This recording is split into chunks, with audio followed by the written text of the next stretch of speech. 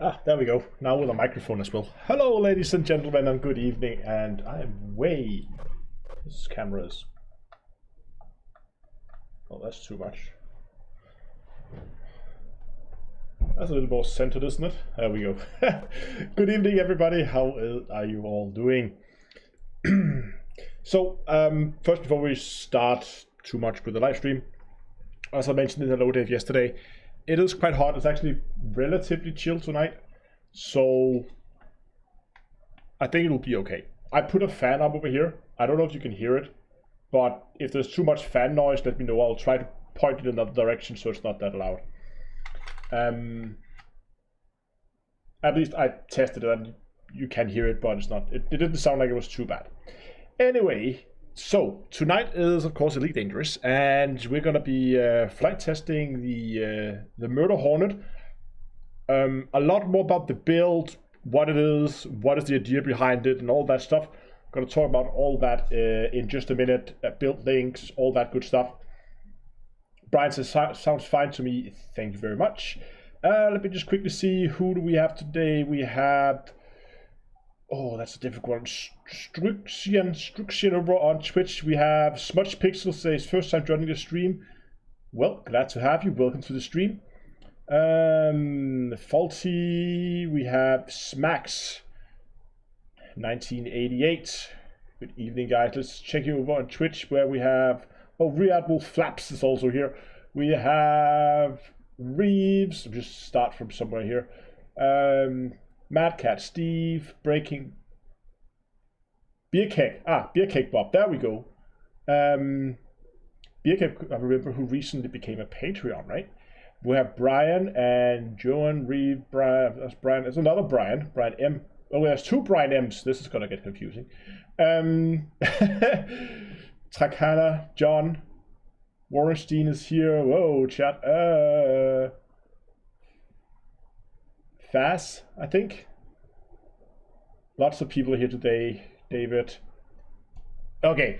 Good evening, everybody, and we also have Whiskey over on Twitch. Good evening, guys. Okay, so it's actually getting almost too chill now. Okay, I hope we'll probably survive this. Otherwise, I'll do some adjustment. I'll try to close the window because there's some people outside, and if they're talking, I don't want too much background noise. Anyway, so let's jump in game and let's talk about what we're doing today. Let me actually first do this. There we go. Now we can jump in game. There we go. So, what we have here is the Murder Hornet. This is the, I believe, third iteration, or my third attempt, I should probably say, of a sniper build. Because like the whole thing started months ago when I made a build called the Blunderbuss. I have featured videos as well of build guides for it on my channel.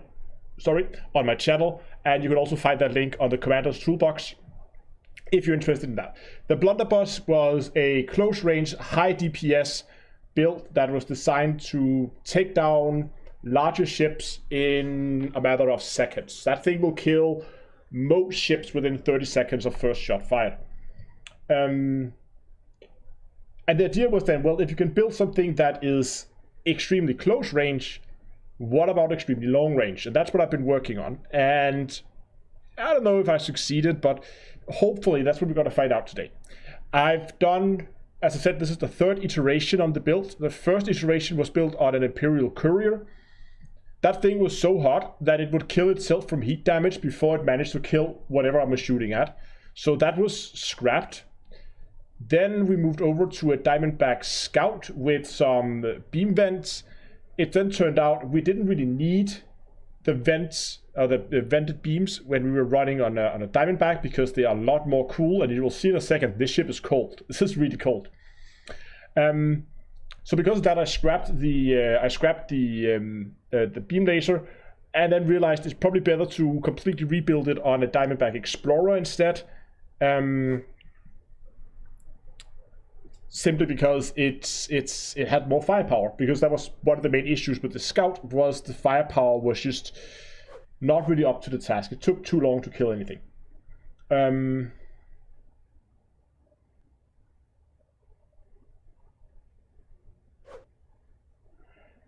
So let's just very quickly, I think, let's just quickly go and let's take a look at the build. Because I know you guys are going to ask. There are links for it in chat, so if you are interested, you can go and you can follow along and save it. I should say, though, before you go out and begin to actually build a copy of this, if you feel like it's something you want to try, this is completely untested. I haven't tested this in combat. I've only been flying it around to do the last engineering of it. I have not fired the weapons yet, so I don't know how this ship is going to perform. That's what we're going to find out today.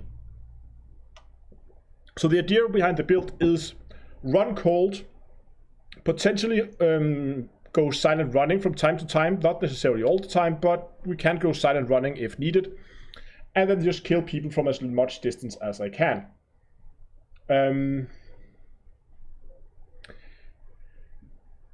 Because we're gonna go silent running from time to time, I'm not running shields, but we are running hull. So even on a Diamondback Explorer, almost 2,700, almost absolute hit points, with resistance over 5,000 effective hit points across the board. On a Diamondback Explorer, that's really good. So at least this thing can take a beating, that's for sure. I mean, if I was seeing 5,000 effective hit points on like Anacondas or Corvettes, I would say it's not terrible. It's not great, but it's not terrible. But this is a small ship. This will go on a small landing pad. For the power plant, we have a 4A power plant with a grade 5 low emission. This means this thing is going to produce next to no heat. Yes, the range is good as well. We're going to come to that in a second. This thing is cold. Heat efficiency is 0.14. As you will see when we take this into space, this thing runs cold. I mean, this is one of those ships where you want to bring a sweater. Thrusters, very good thrusters. Clean drive and drive distributor. Obviously, you get better performing thrusters with dirty drives, but dirty drives, again, has the drawback to thermal load. But here, minus, what are we at? We're minus 60% to thermal load when we're doing clean drives. So again, we get pretty good performing thrusters, and they just, again, they produce next to no heat. Frameshift drive is increased range by manager, which does push us up to a very respectable jump range. And we have extra fuel tanks, meaning we can go almost 600 light years. On a full tank. But I'll come back to why the fuel tanks are here in a second. That's gonna make sense in a second. Lightweighted the life support, that didn't work at all, that link. Lightweighted the sensors, and the weapons here are weapon focused cluster capacitor. Since this is a cold ship, I want to avoid boosting, because boosting generates a lot of heat, and we're running shieldless, so we don't need pips to system. That means we can just put 4 pips to weapons, 2 pips to engines, and leave it there. That means we can boost if we needed to, but only in emergencies. And that's why I've gone weapon focused, so that we can feed those power-hungry railguns with power. I want to jump over the optionals. We're going to come back to those in a second. For the railguns, I've gone with long-range plasma slug. Now, you might ask yourself, why plasma slug and not super penetrator? And one of the problems I had with one of the earlier builds was, that was the Scout build, the Diamondback Scout build. One of the problems I had was it was running out of ammo relatively quickly.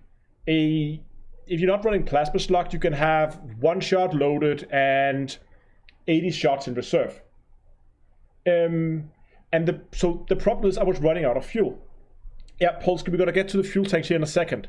So that's why I'm running Plasma Slug. Now, Plasma Slug allows me to use my fuel as ammo. That means instead of carrying ammo, I just need fuel. And that's why I'm running the 2 fuel tanks. So the fuel tanks are not for fuel. These are basically ammo. So I can use the fuel tanks as ammo storage, allowing me to stay in the builds for longer. I'm not really sure if this is overkill, because I'm still not 100% on how much fuel these actually will consume. But if they don't consume that much, I can take these out and I can put something more useful in here, like more armor, for instance. I mean, that should definitely it could definitely be useful to have a little bit more armor or something else. We can find something to put in there. I mean, class 4 internal slots can always be useful. So that's why the fuel tanks are there, and this is just to give them some longevity. And I pretty much, if you go and look at the experimental here, I had very few options because we're running cold. We need one of those upgrades that give us those minus 40% to thermal load. That means we have the options between feedback cascade, plasma slug, or super penetrator. The rest does not give us that drawback or that bonus to thermal load. So that's why I went with plasma slug.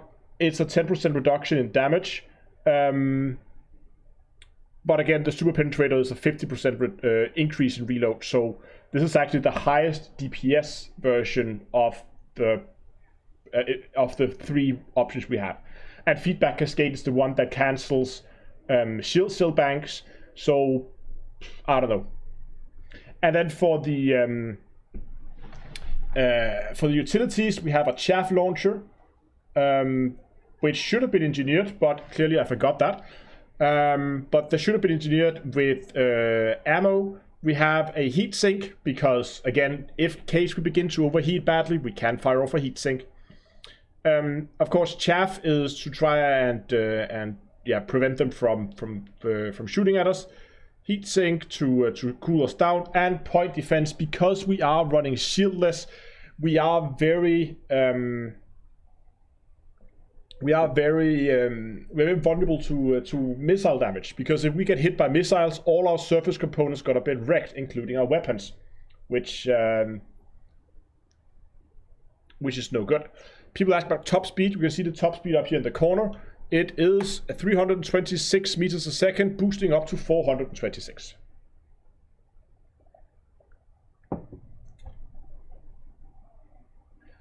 So, as Polsky posted in chat, extremely curious about how this thing perform. Me too. Let's get it game. Let's get this thing out. Let's just make sure that... okay, I guess we just launch. I want to make sure if this was actually reloaded properly, and have I set up firing groups? No, I haven't. Railguns. Okay, should be fine. Oh, oops. I'll remove my... Oh, sorry. I need to move my microphone a little bit here, because... There we go.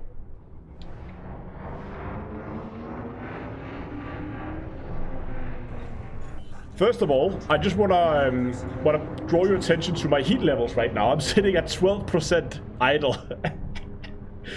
Look at that, and we're close to a star. If we put this thing further away from a star, this thing is gonna cool down even more. Yes, people also said go with premium ammo. We can synthesize premium ammo. I do believe that I have materials for it, but I want to start to test it without premium ammo. Yeah, I have 49 reloads of premium ammo, so we can definitely do that. But we're going to do that later. We're going to start to see how it performs without. Then we're going to go and premium that thing. Switch mode for chaff. Okay. So, let's go ahead and let's find ourselves something to shoot at. I think that I want to be able to single out individual targets. You know what, should we just try to find a... How do we have a... We should have a hash rate here in LP, don't we? Yes, we do have a hash rest. Let's just head to the hash rest to start with. Nice and easy, nothing too fancy. And then we're gonna step it up from there.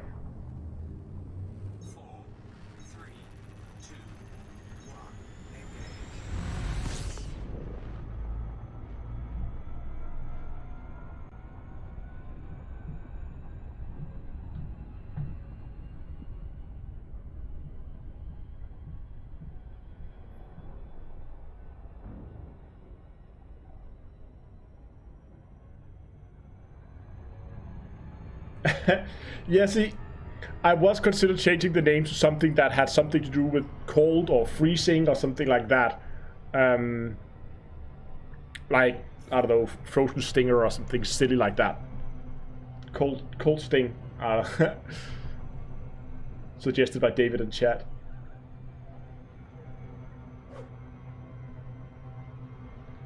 But for now, I think at least the working title is the Murder Hornet. Let's see how much murdering Ice Spike. Yeah, the Ice Spike could be fun as well.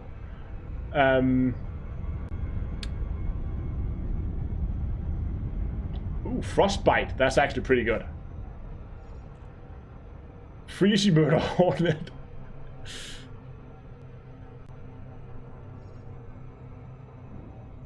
I like Frostbite. For now, we're gonna stick with the title. Let's see how much murdering it does before we actually settle on a name.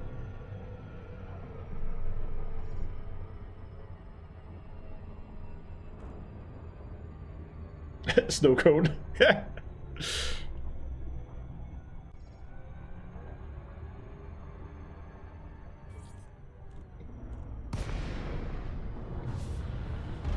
Oh, lots of activities here today. Anaconda, I guess. Nice and easy to start with, right? Okay. I clearly did something wrong here. Hold on. Cargo hatch. FSD should go in 3 years. That's the problem here. Okay. We have the cargo hatch, and the FSD goes in group 3 as well. There we go.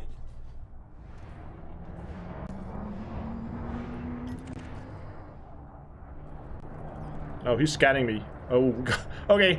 Let's start nice and easy with an elite Anaconda.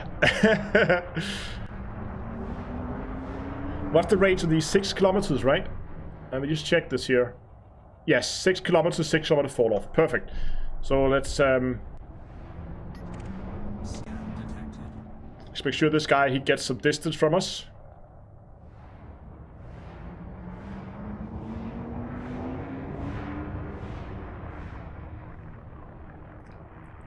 And I'm quite curious to see what kind of damage we can pull out of this thing. Okay, about 5 kilometers should be pretty optimal for this.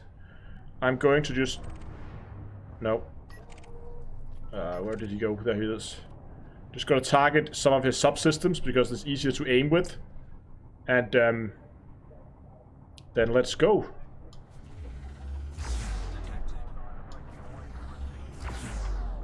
Oh, pips to weapons.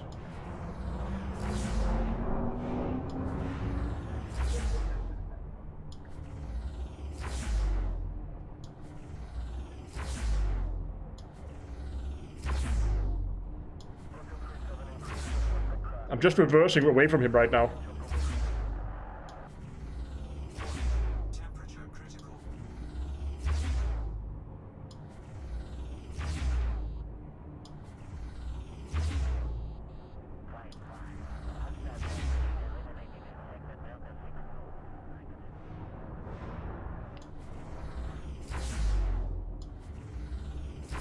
This is actually working surprisingly well so far.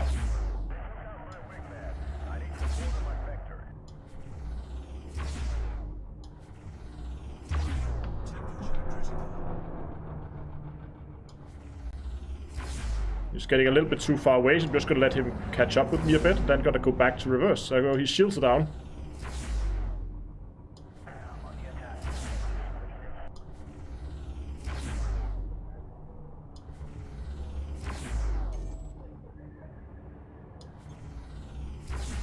Oh, come on.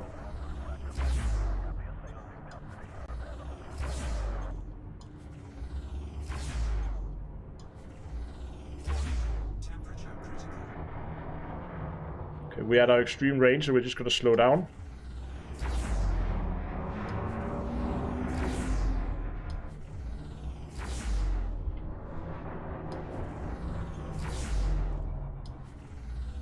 I don't think he can see us right now. Look how he's just flying around.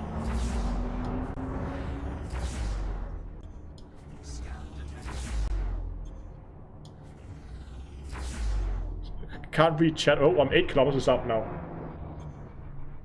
Oh yeah, I killed that. Let's change subsystem. Let's go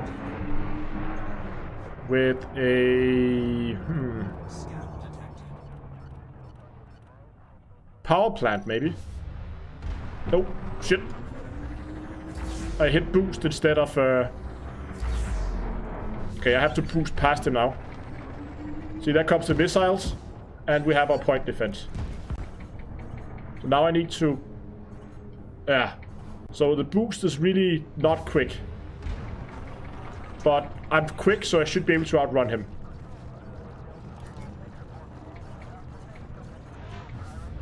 Oh, he's PAing me. There we go. We're back out to around 4 kilometers, so we can turn around and go back to just being annoying at 4 kilometers.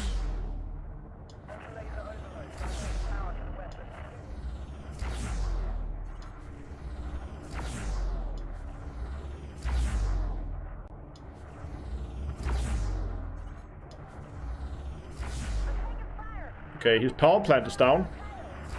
This thing kills modules. Let's take his FSD out.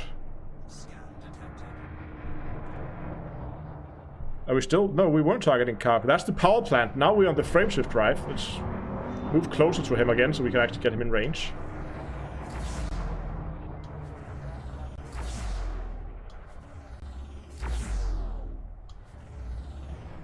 Rock in the way.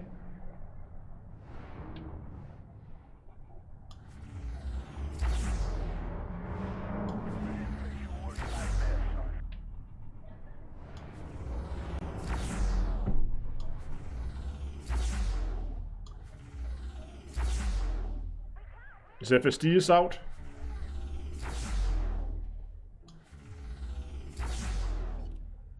Life support. Oh, he got in missile range. That's okay. Oh.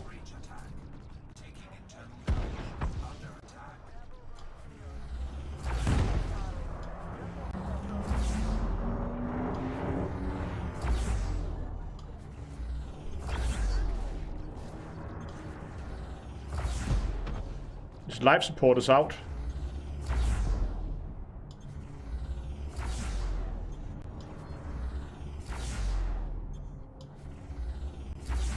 There we go.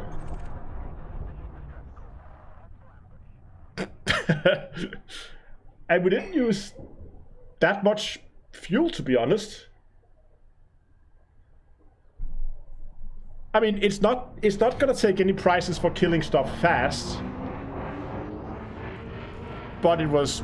Okay, let's try something maybe, I don't know, easier.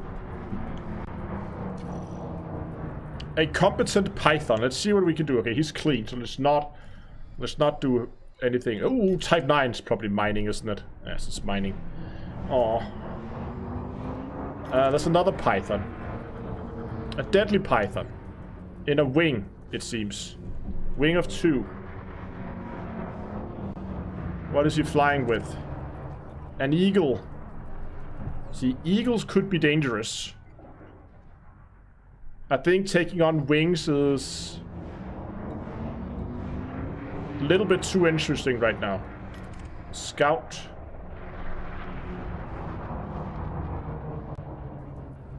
That's mining. Elite mining scout. Oh, it's even a Terra X scout.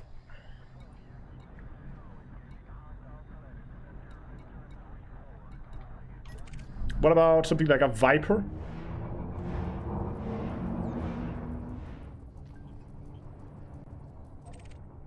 Oh, lost it. Clean Python is hunting. He's jumped, I think. There are plenty of small eagles here. Let's see if we can find an eagle that's not in the wing. See what we can do about something like that. No, that's in the wing, probably with that eagle there.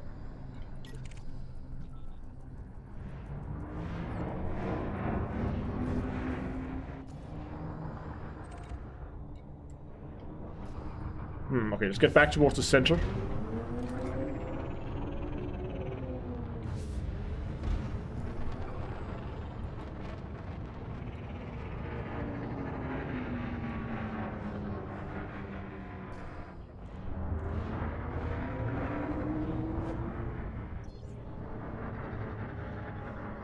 yeah, Recycle, you're absolutely right that when they're outside their combat range, they just start chasing you, and that was exactly what I was counting on.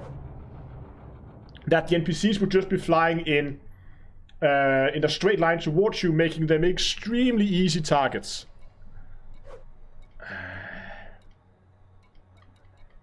Okay, there's another Diamondback.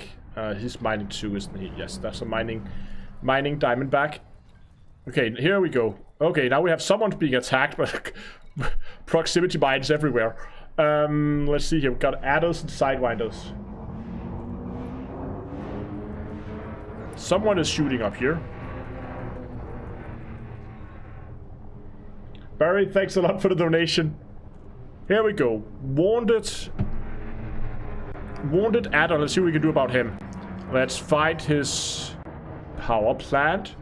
Let's find his power distributor. I want to take out his power distributor. Okay, so we're just gonna get in our combat range. We're gonna get in the... sit here nice and quiet and... miss him.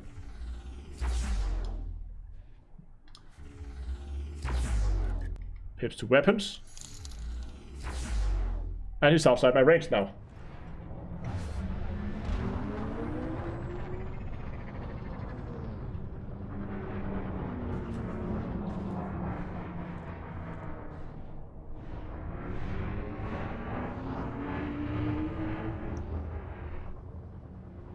There we go, now we're in range. Let's try again.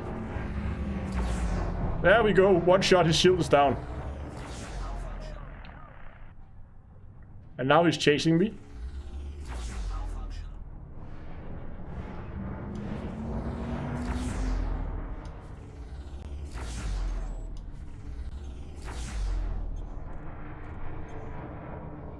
And he's spinning out of control, he's gone.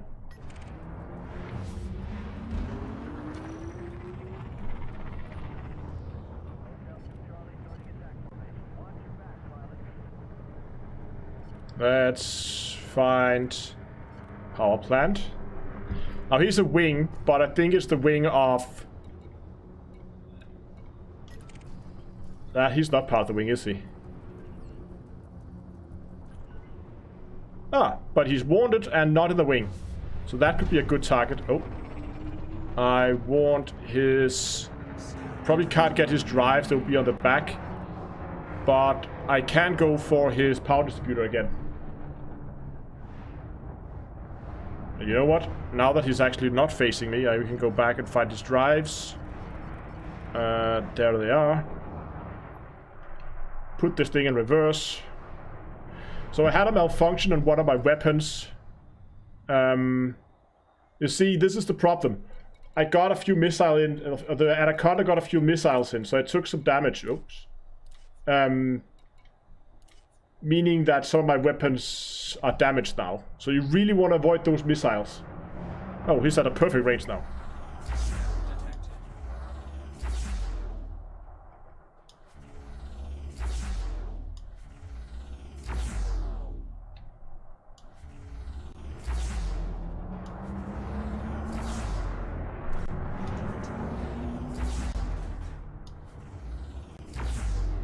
Come on, can't hit him.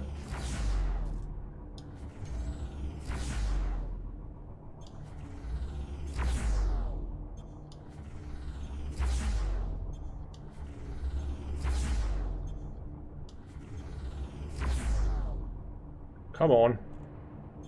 Oh, I'm outside my range. Need to slow down. Did I get his drives just a little bit, maybe? He seems to be all over the place.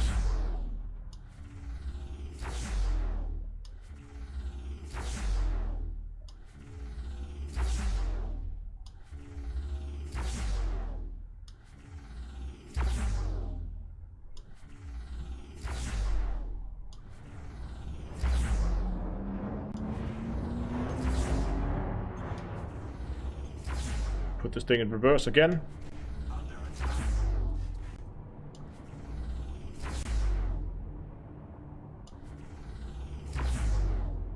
Okay, he's gone.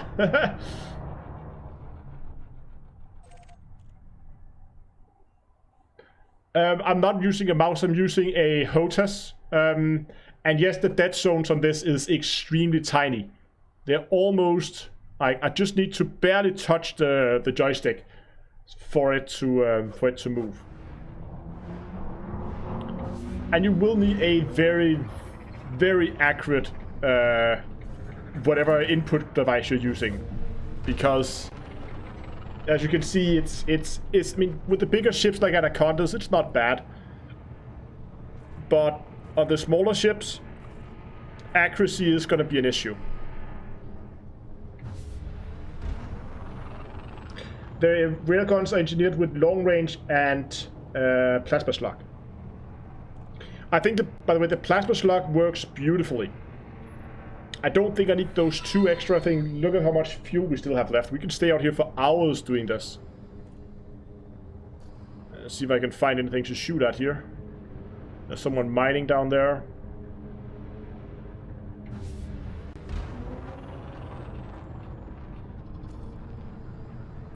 Oh, Conda. Gimme, gimme, gimme. Don't be a police anaconda. Please be a deadly, wanted anaconda.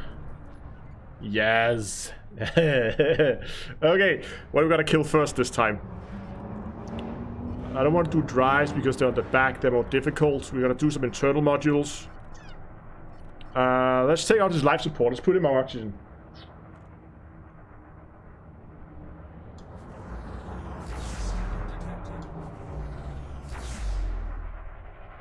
Oh, pips to weapons.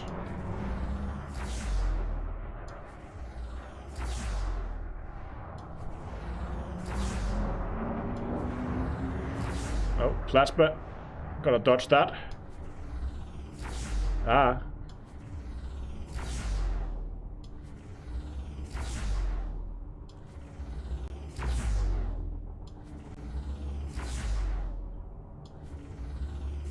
It's really, I really like the DPS here. It's taking big chunks of his shield down every time.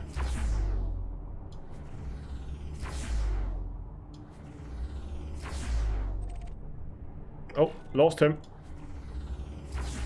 I need to find a subsystem.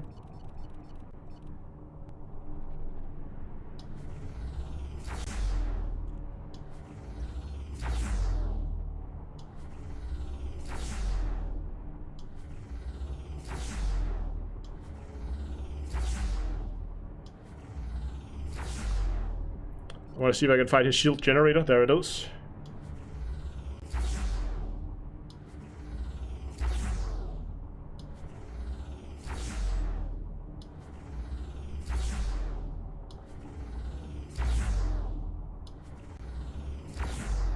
There we go. His shields are now not coming back. Next, we're gonna quickly swap over and find his engines. Where are they? Drives? There they are. If I could then hit, it would help. Oh, outside my range.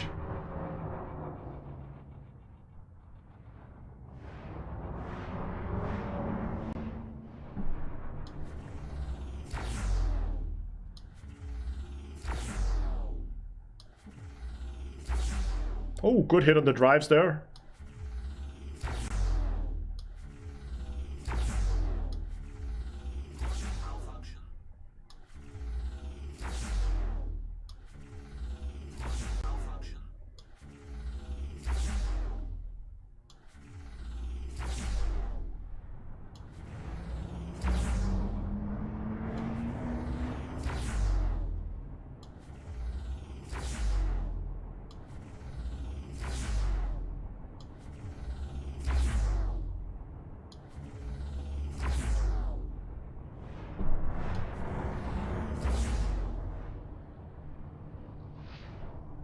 Try to dodge that again.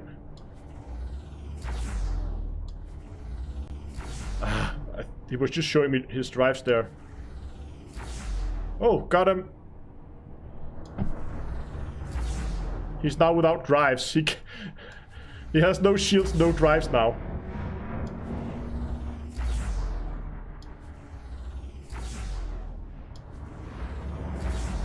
Oh, we need to chase him. He's running away.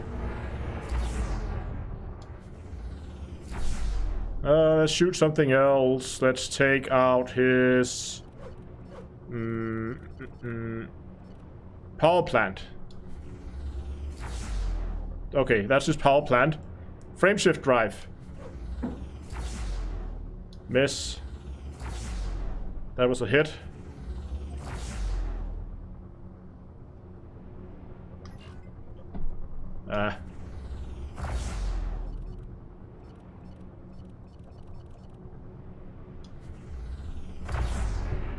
Get up nice and close now. He's defenseless. Just need to put this guy out of his misery.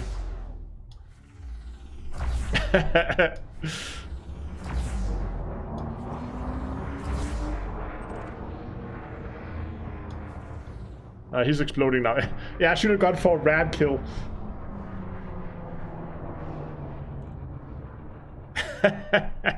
Okay.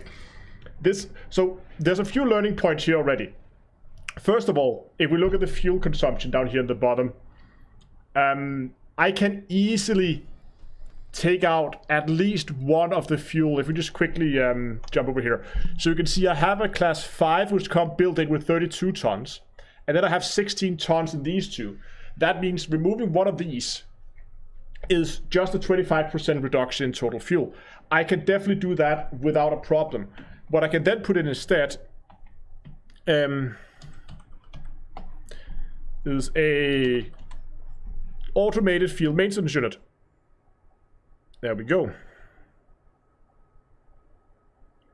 I'm gonna keep that in group 3 as well, because this one uses a lot of power.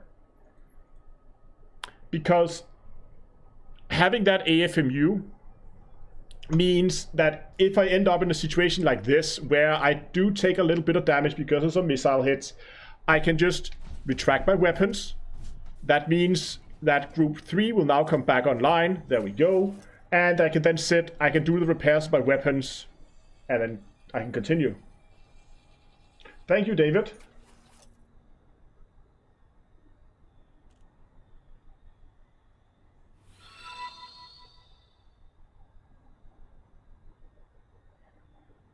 I think that would be a better option to have that more point defense. Yeah, I'm not really using, I mean, the heat sink, we're not really using it. I mean, yes, we can overheat, but you can see even if we overheat a little bit, it cools down so quickly that just stopping and for firing for like a few seconds is enough to cool this thing down back to its 12 degrees. So I would probably also take and remove the heatsink and put another point defense on. So we have point defense in more locations around the ship.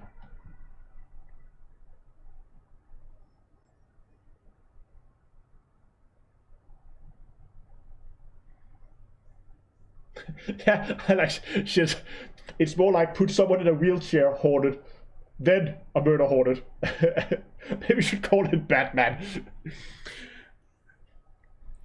But it's kind of like it just cripples people from a distance, and once they're just completely crippled and can't do anything, then you go in and you just wreck them.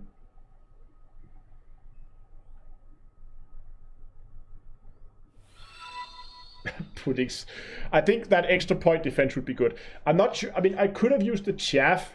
That could probably have mitigated some damage. You know, that situation when I got the Anaconda in too close, I should have fired chaff there to prevent him from hitting me with his weapons.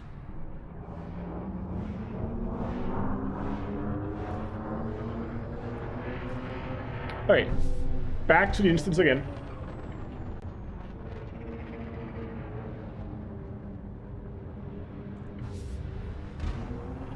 Yeah, the torture Hornet, it just breaks your legs and keep pounding at you until you just give up and die. Oh, Clipper. Oh, exciting. See, he's a little quicker, so this could be interesting. Let's go for his drives. They are located out on the wing, so they should be easy to hit even from the front. Let's get our weapons back out.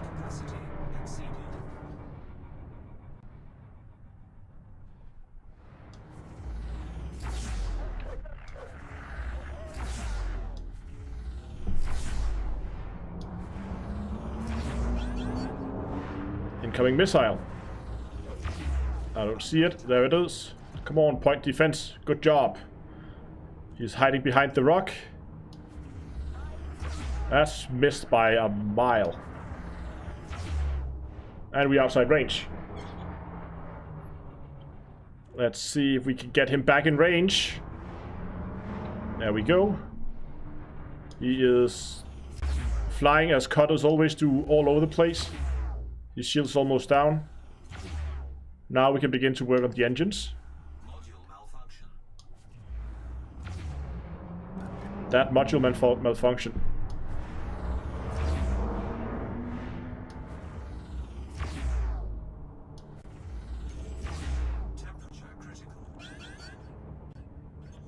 Missile incoming. Take that out. You know what? Instead of his drives, let's just go for his shield generator so he doesn't get that back up again. Oh, there it was. No, chaff. Didn't I see his shield generator? There it is.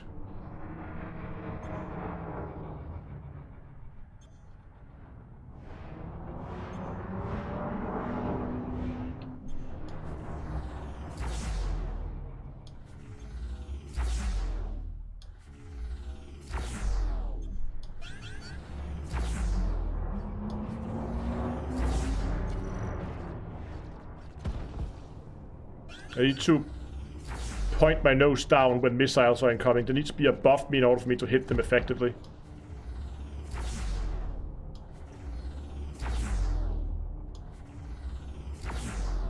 Shields are down. We still haven't got a good hit on that generator. There's one.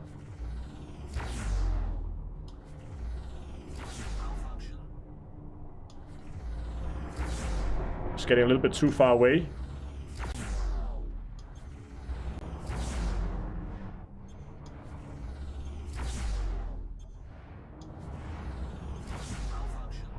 Gotta kill him before his shield generator.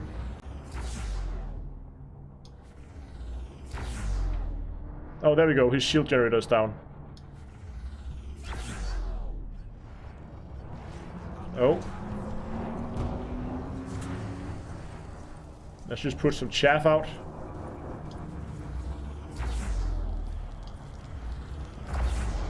Almost got him.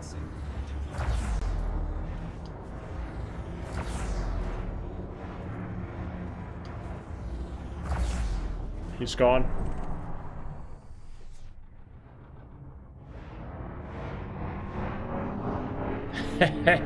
Okay, this is actually working. It's surprisingly fun. Let's go back. I also fired off a heat sink there just to get my heat signature way down. That means because I'm a small ship, my scan signature goes so low when I cool down that he loses target lock of me anyway. So even if he's trying to target lock me, he can't do that. And I'm firing chaff, so as you could see, his lasers pretty much weren't hitting me. Python. Okay, vote in chat. What should we kill first? What module? Oh, he's in a wing. Hold on. Is he in a wing with... Is this 2 Asp Explorers and a Python? Ooh. Yeah, it is. I guess a challenge. I'm gonna go straight for that shield generator. That seems to work quite well. There we go. And we're gonna try this with a whole wing and see what happens. No, do not boost. I hit boost instead of reverse. I don't know how much fuel I've left. Looks like around 80% or something. Yeah, I don't know if the thermal signature has that much of an effect. I think the problem is the thermal signature should affect NPCs, but the Mark 1 eyeball is really good on NPCs.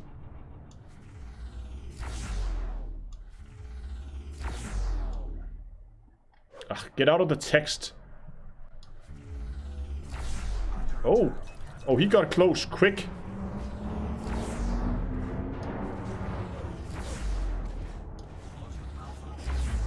Okay. Time for me to run.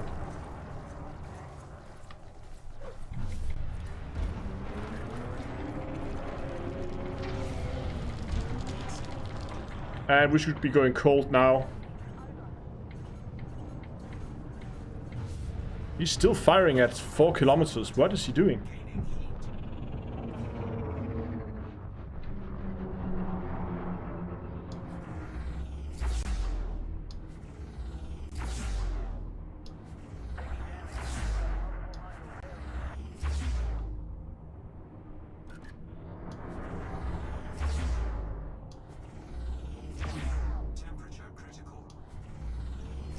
Outside his range.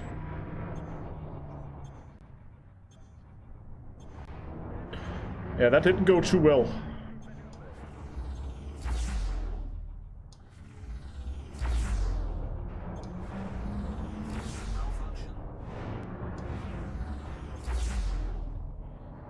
Outside his range again.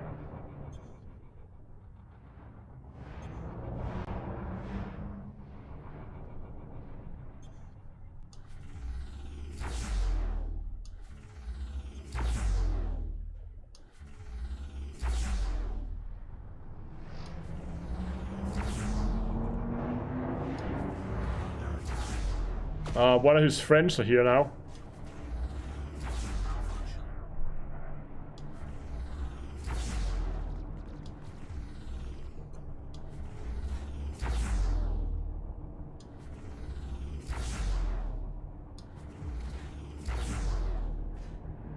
Who is that? Okay, that's the other asp. I really shouldn't be taking on wings of ship.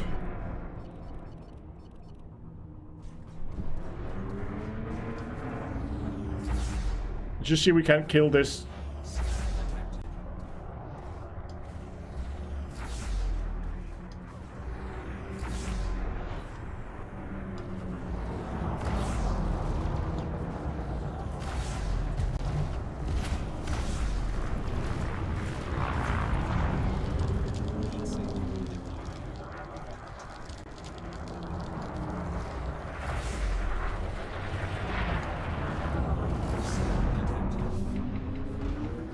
Okay, let's get away again.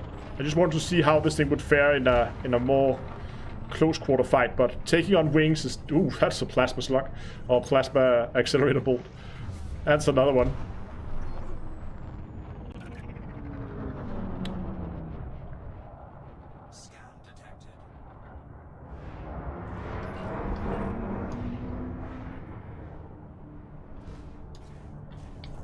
Did I lose my weapons? Why did I lose my...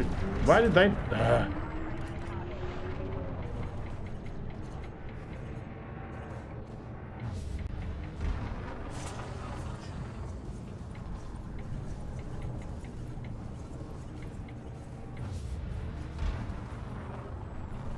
There we go. Get us some distance again. And find any subsystem.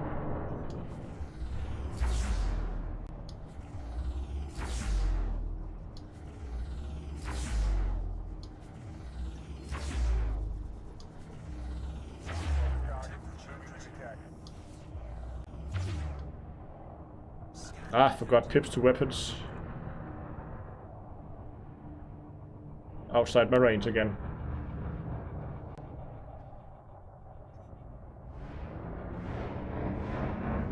There's a clipper floating around. I would much rather shoot at him right now.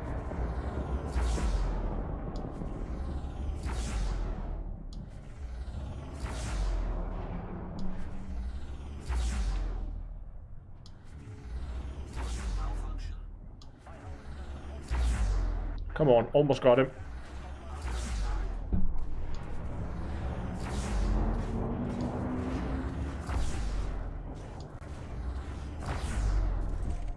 Okay, he's gone.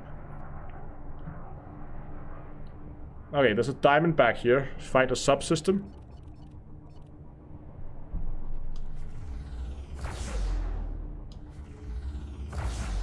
Wow, he has some strong shields on that diamond back.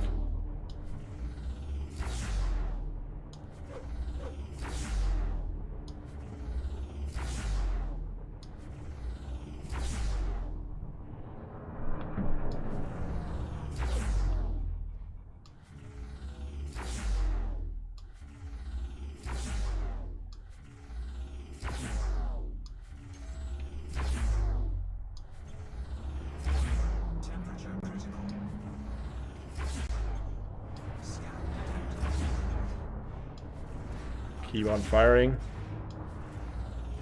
The small ships are really difficult to hit.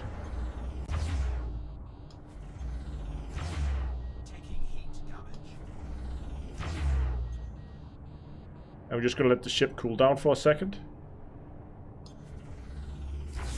Come on, stand still.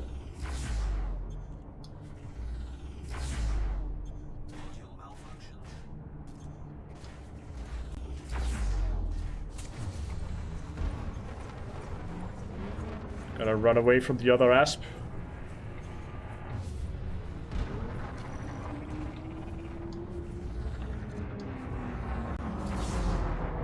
Yeah, shield's back online. Come on. One more shot. Yeah, there we go. Shields are down. Okay, now being hit by missiles. That's bad.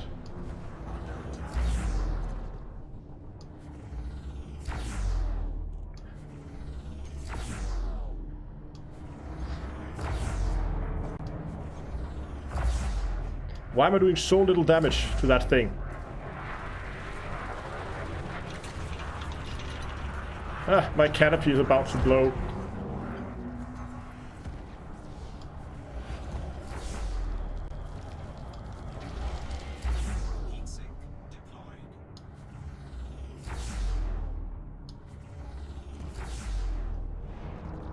Can't hit him, he's too small. I need to get closer. I can't hit him at this kind of range. Not properly, at least. Ah.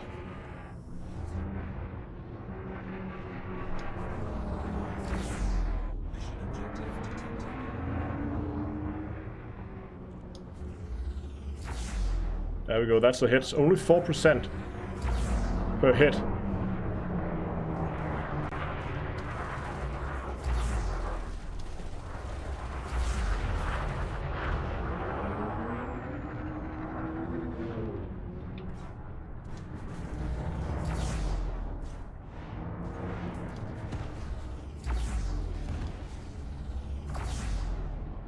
That's a hit. Did he just explode? I think he did. Okay. I'll take it.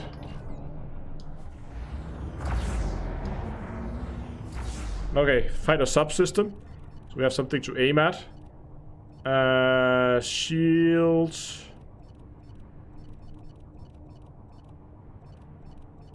Shield cell bank. Shield generator. There it is.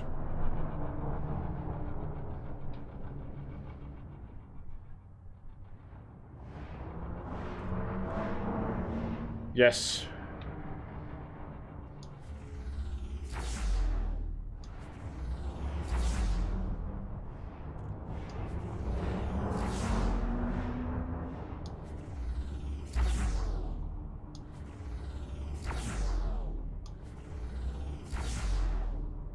This is easier. Also a bigger ship, bigger target.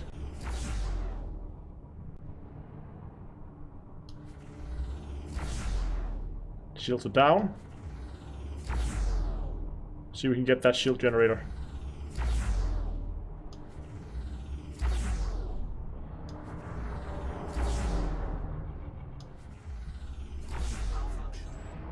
Gotta hit him.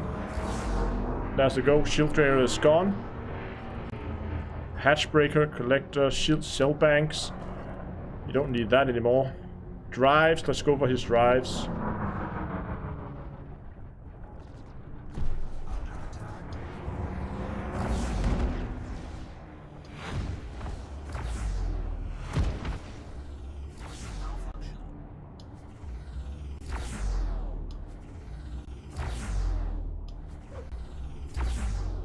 Good, 2 good hits there on the drives. I don't think we need any more hits on him. I think he is gone. There we go, he's dead. That was a lot more difficult, and I think our weapons are pretty badly damaged now. Yeah, look at that. Everything. Our frameshift drive is damaged as well. Everything is just wrecked. So with everything, we need a little bit more point defense.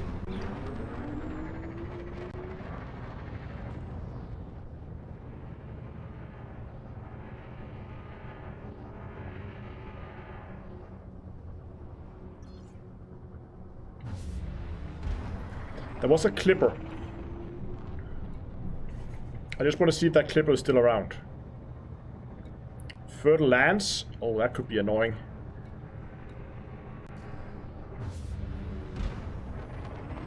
We want big, slow ships. Not medium, fast ones. But if it's not in the wing, we can go for fertile lands and try to see how that goes. And then we gotta go back, we gotta get prepared, and then we're gonna try this. You know what? Let's just try for fun.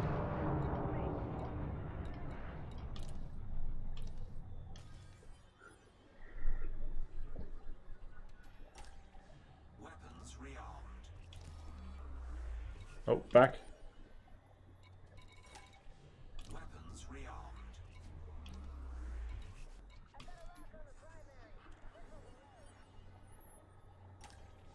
Weapons rearmed.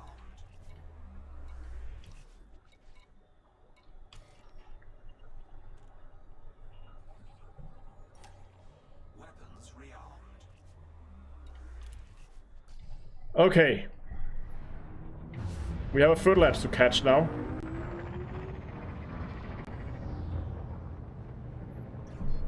And we're gonna find his shield generator. There it is. Gonna slow us way down here before we attack. He's actually flying towards us right now. Now he's way too close for us to attack. I think he wants to scan us.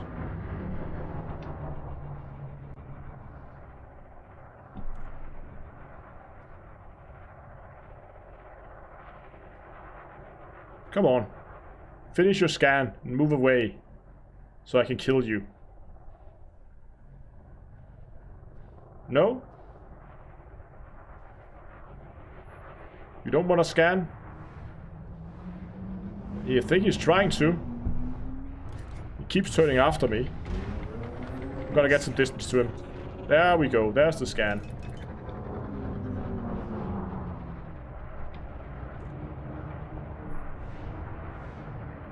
Something good in my hold.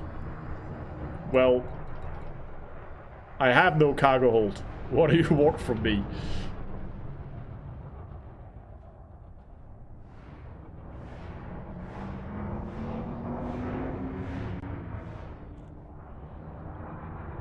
Around 4 kilometers. Oh. Move some pips around.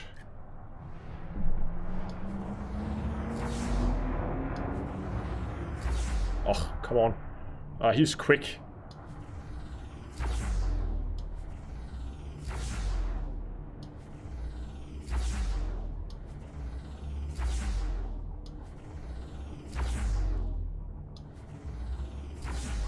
Can't hit him, come on.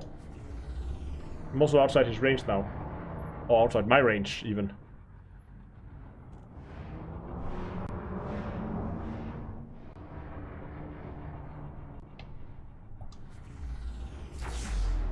That's a hit. Got a hit there. Another hit. And one more for the shield. Perfect. Now for the generator.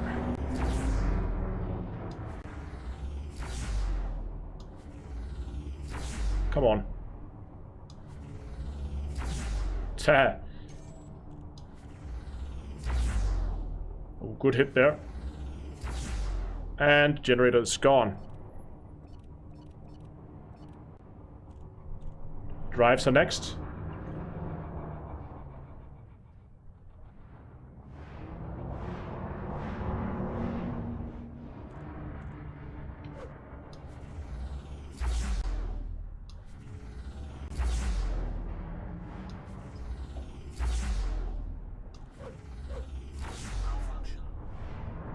Out of range.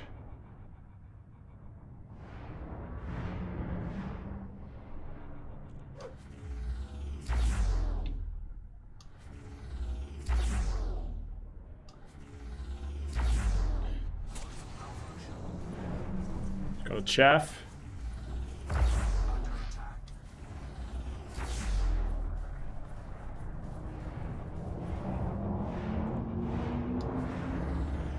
Wow, okay, not even close there.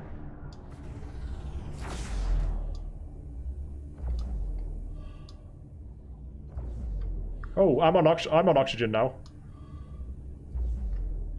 Let's just finish this guy off.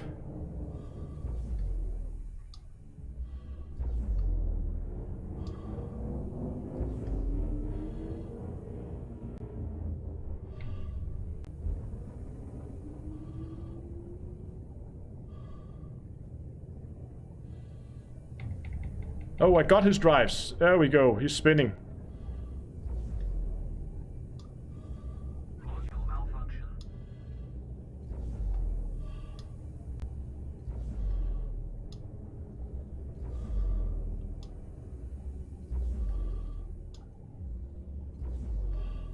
There we go. Got him.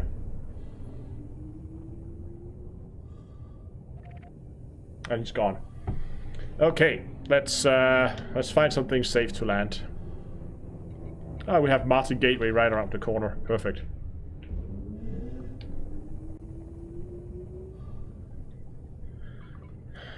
Give the frameshift drive some time to reboot itself.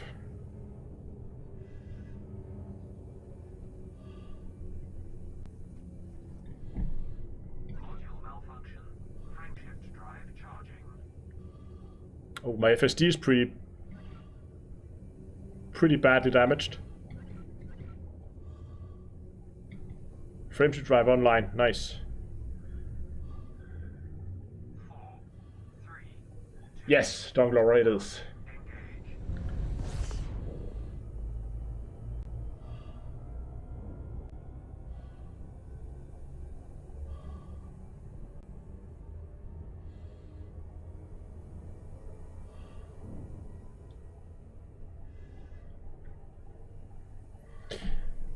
It's a very difficult build to fly, at least compared to many other PvE builds. But it's a lot of fun to fly. And it's good practice if you want to practice your fixed weapon firing skills.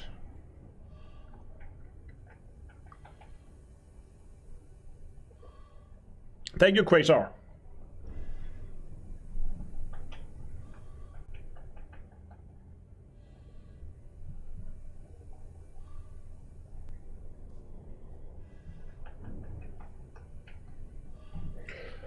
So there's a few things. Let's get this thing on the landing pad, and then we can talk about what kind of changes I think it will make to the build, because there's definitely something that needs to be improved upon.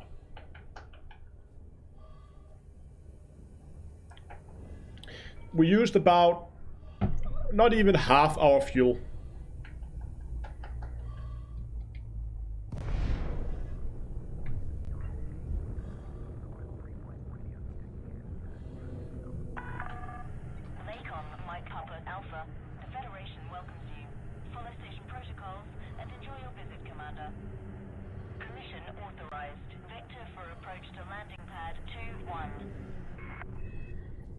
Good old Martin Gateway.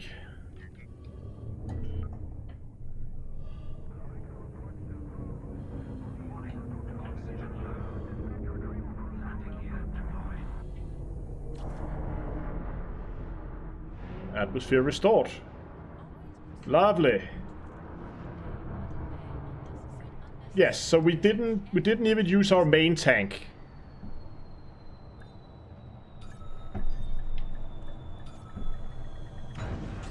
There we go. Let's get this ship back in a little bit better condition here. Okay. Changes need to be made, but first, if you guys are enjoying the stream, if you think this is a fun build, if you like these kind of, not the standard just multi-cannon and lasers kind of build, just to try something different, then please go down and give the stream a like. It really helps a lot, especially here on live streams. So I would very much appreciate if you would go down and like the stream. And you can, as Proud has just done here, also subscribe to the channel. And if you are watching over on Twitch, of course, you can hit the follow button. So, changes. Let's talk about changes. So, we have already decided to get another point. Actually, let's just get this thing in the hangar. we already talked about that we want a better point, a more point defense, basically. I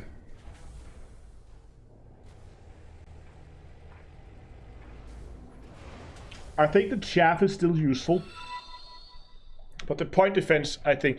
So if we go out and have a look, right now, I've set it up so that my point defense is located. Where's my point defense located? I think this is point defense. Right? Yeah. So these are my point defenses. As you can see, the problem is, of course, when we are in space, these things fold up and become more like flat. They're not sloping up like that. But they're still sitting here, meaning if I need to fire to hit anything in front of me, I need to tilt my ship. I need to tilt my ship forward slightly, because I think these are still sloping backwards a little bit when you are flying, and because they are then like the other way for you guys, so it goes from being like that, no, like that.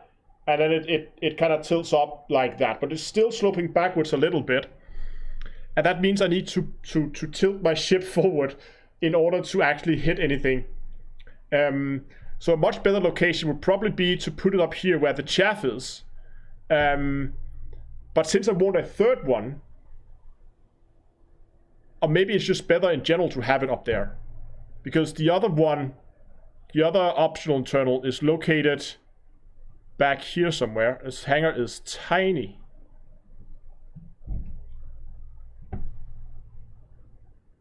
There, you can see it in there.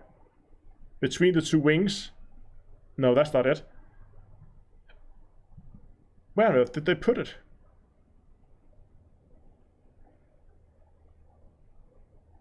Hold on. I thought it was on the top as well. Yeah, the chaff did obscure my view a bit when I fired it, that's true.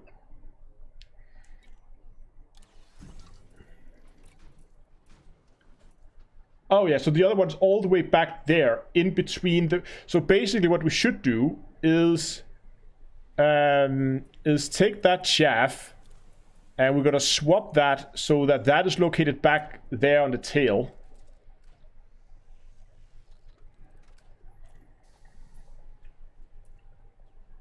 And then we want to take that heatsink launcher and swap that out for another point defense.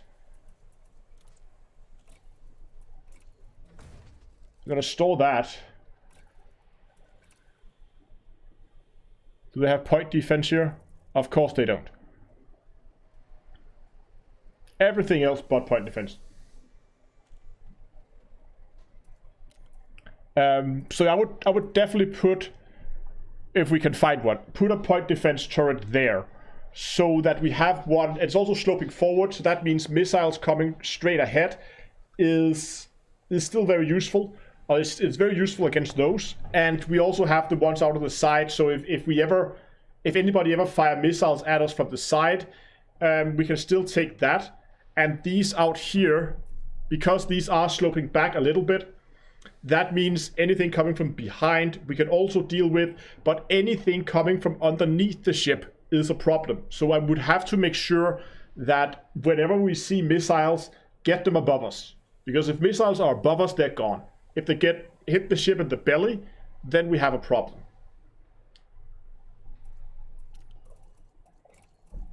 And as you can see here, at least one of my turrets, or my weapons, is located on the belly. So a belly shot, a missile hitting the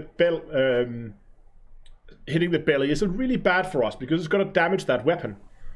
The two others are located out here on the side. They should be relatively safe. They are located relatively low on the ship, so they could take some splash damage.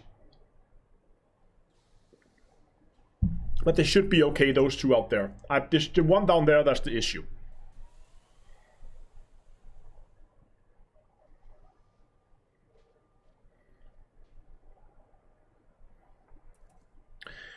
Okay.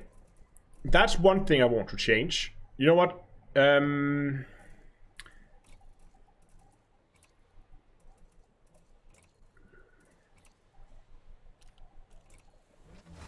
Let's just jump this thing over to Shinrata so we can actually begin to refit it.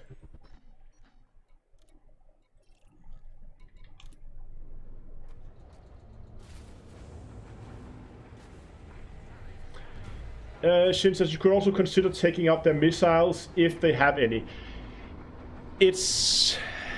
I've found that it's a lot more difficult to hit external modules than internal modules for some reason. Follow the greens on your way out. Oh. Big Type 9.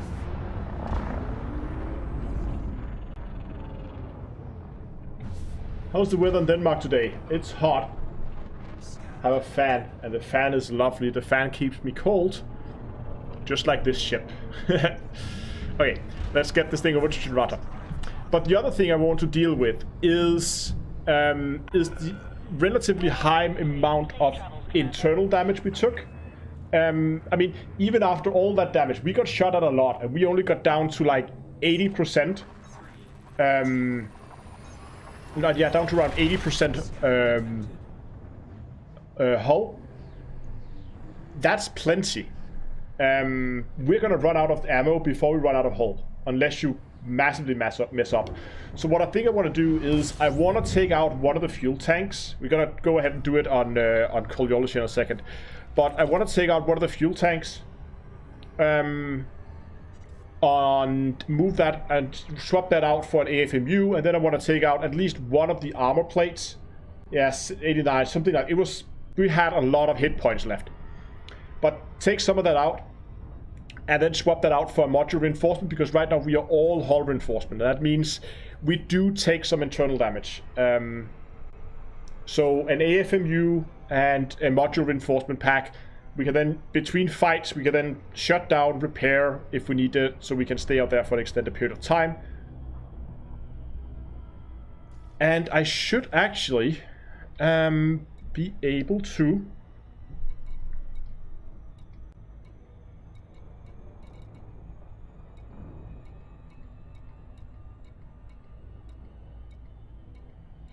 Yeah, you can do AFMU refills. It's expensive, but you can do it. That means even on the fly, we can't synthesize more ammo, but we have plenty of ammo with us, I think. But what we can do is we can synthesize more AFMU if we want to refill it, so we can repair. We can pretty much stay out there for hours now with a little bit of refuel.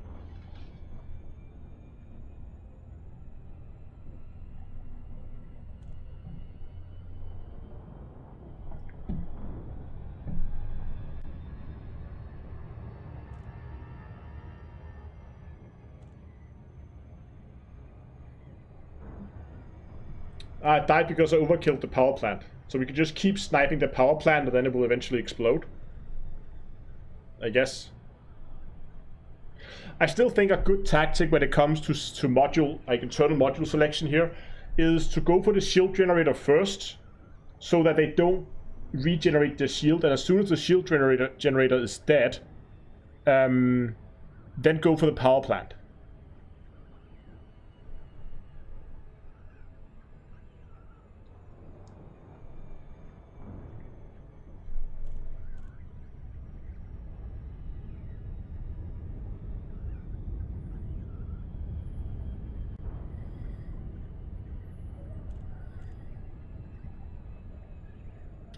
See, this ship would have been a lot more fun back in the days when ships instantly exploded when the power plant died.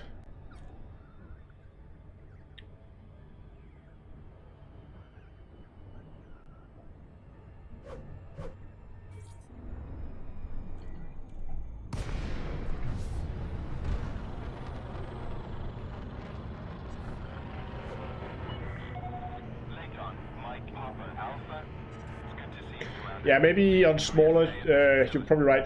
Maybe on bigger ships, shield generator is a good place to start. Smaller ships, you could probably make do with just go straight for the power plant, because they're not going to take that many hits anyway.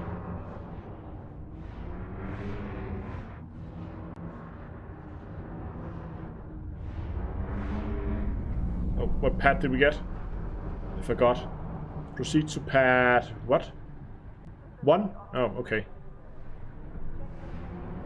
4. Oh, it says 4. Okay.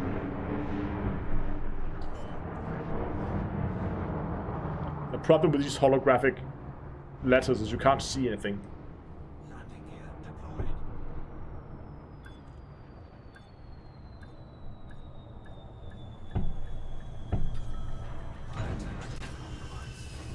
Beautiful landing there. Okay. Confirmed contact. Perform landing checklist. It's good to have you with us, Commander.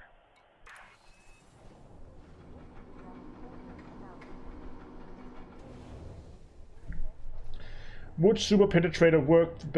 Yeah, but the problem is if I swap one out for Super Penetrators, I'll have to begin synthesizing ammo for it, because the whole reason I'm running Plasma Slug is the ammo capacity issues.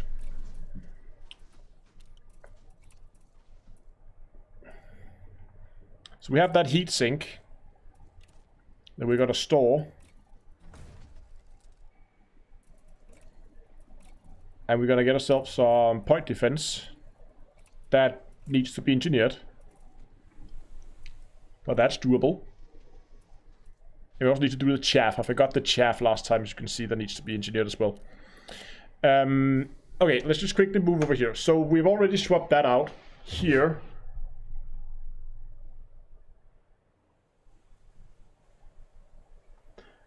But nuts, there is no point defense, or there is no utility slot underneath the ship. We have one at the nose, or one of the, like, the forehead. We have one back here in the tail, and one on either wing. So there's no underneath. There's no mounting point underneath the ship. So we have to make do with those two out here to take care of the side and the rear, and that one there taking care of everything in front of us. The belly is still vulnerable, but everything else is covered. So yeah, we want to swap that out for an AFMU. No point in engineering that. I probably want to keep one fuel tank so that we can I really want to give this some longevity. You can stay out there for a longer time. But I probably want to drop one hull to get some module reinforcement in. So if I'm going to drop that, and what do we actually want here? Do we want...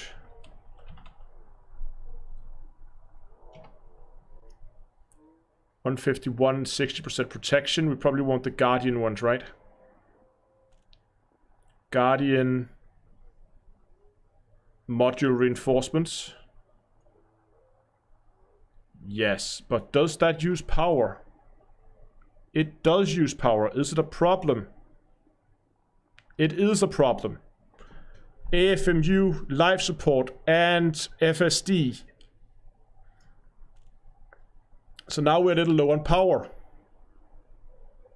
Can we save some power somewhere?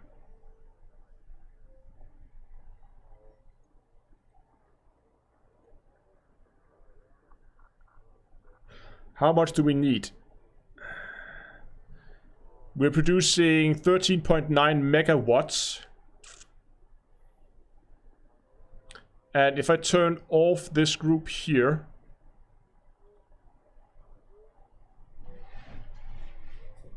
that means we need 0.24.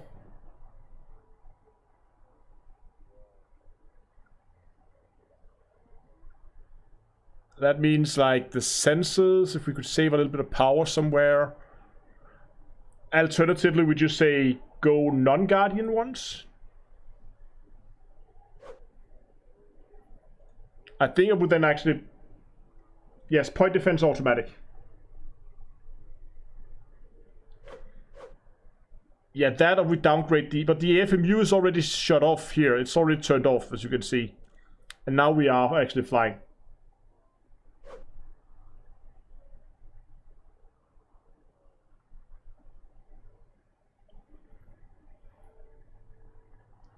Yeah, that is another option. That is to... we can save...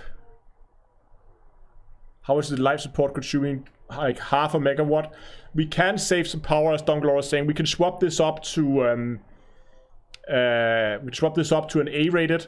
If we go A-rated and lightweight on the life support, then we have 25 minutes of oxygen. But that does mean that we have to put the life support into our off group so that when the ship is... right, no, can we actually run an A? Oh, we can actually run an A. As it is right now.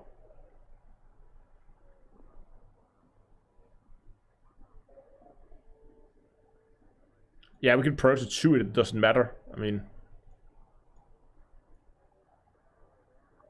we have to have the weapons stowed in order to actually turn on the AFMU anyway.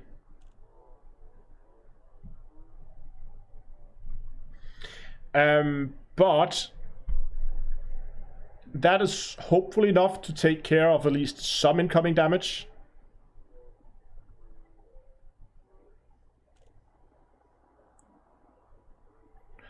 I also just want to check out the Imperial Hammers, how they would perform with a similar build. So let's see, what's the difference here?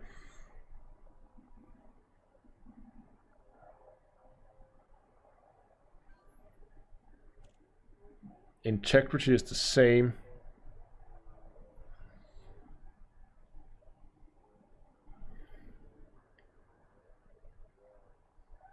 Oh, right, yeah, so they go like 1, 2, they shoot 3 shots at a time, right? Right after, yeah, like in quick succession. 4.1 seconds, like, so you shoot them off relatively quickly after each other once you fire.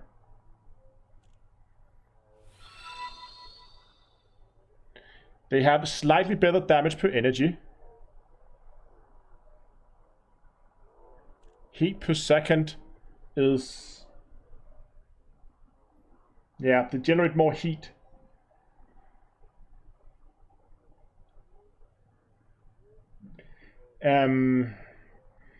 While the DPS is higher, the sustained DPS is lower. And we're gonna overheat more.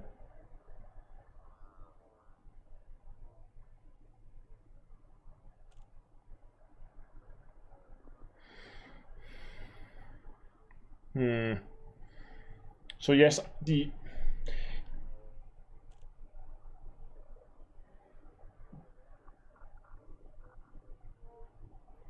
why not remove the 4A AFMU and add a 4D hull, and then add a 1D AFMU, and then just like constantly. But the problem is, if you look at the class 1 AFMUs, what do you want there? Like a 1D. So this one repairs 14.4 per second. You can see here, if I had to repair the guns, it's actually not that bad.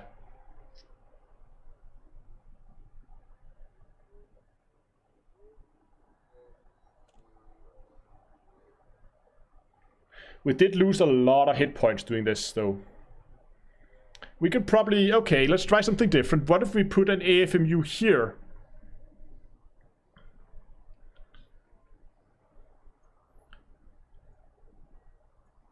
Actually, we should shoot B-rated AFMUs. They don't repair as fast, but they carry more ammo.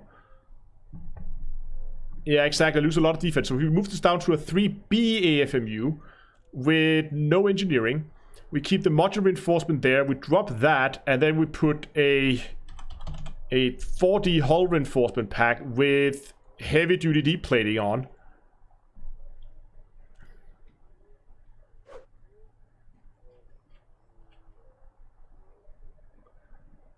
Yeah, I agree, Daniel. The issue is not the power usage or anything. The issue with the AFMU is that it takes up a class 4 slot.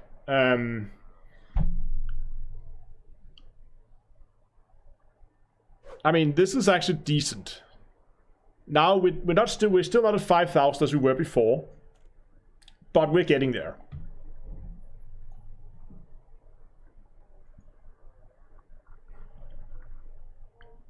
We're okay on power.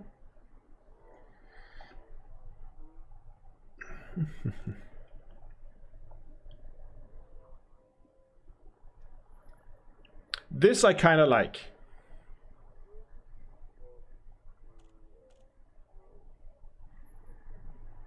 I mean, we still have... Okay, so how much we lost? How much did we lose? We were down to like 89% or something like that. So 11% times the 5,000. So we lost about 550. So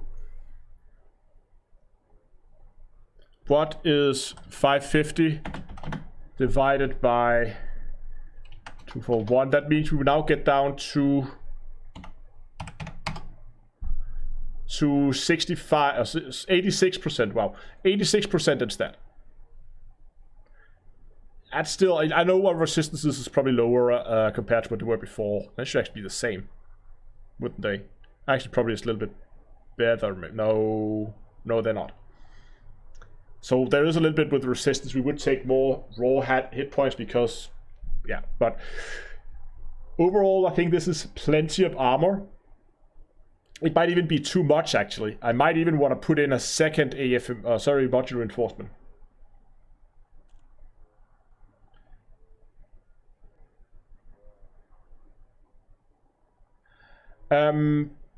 What modules are you referring to that I need to engineer?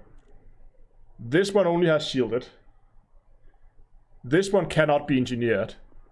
This one is engineered, and the fuel tank can't be engineered. So everything is that can be engineered is engineered. Do I still need the extra fuel tank? I still think I need that extra fuel tank. I was on this run consuming like, I think I had like 60% fuel left. Without that fuel tank, that would have brought me down to like 20% fuel. So while that would still have been enough for that trip, again, I want to give the ship some longevity.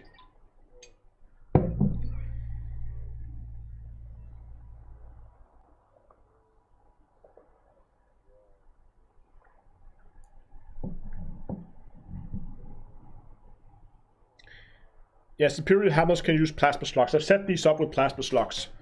But of course I want to have that... Oops. Stop. There we go. Have that instead. We're still good on power. We're still good on power.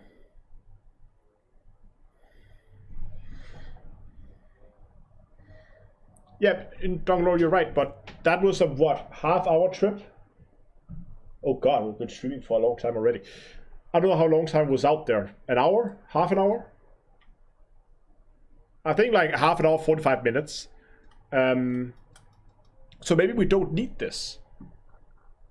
But then I would put in more modular reinforcement. I don't want any more hull in this. We had plenty of hull. We had plenty of fuel. So I think I want to... Okay, here's what we're going to do. We're going to build this. We're not going to engineer everything. We're going to engineer as much as we can. And then we're going to go out and give it a go again. And then we're going to see how far we can get with...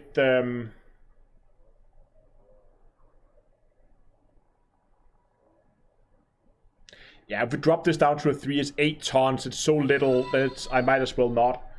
There's 25% extra fuel. I think I'm going to try this in game. And then we're going to go out. We're going to find some stuff to shoot at again. And then we're going to see what happens. And if we still get issues with our modules, then we might consider dropping the fuel tank for an extra module reinforcement pack. Or get a hull reinforcement pack here and then put some module reinforcements down in the lower slots here. I don't know. Oh, hold on.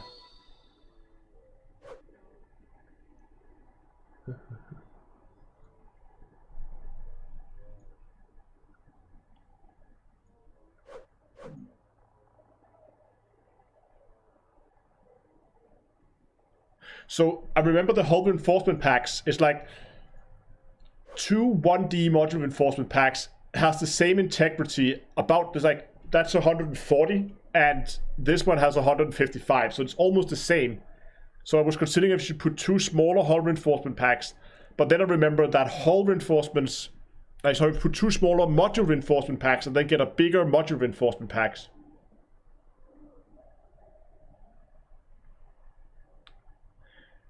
Yeah, because they still have a good integrity down there.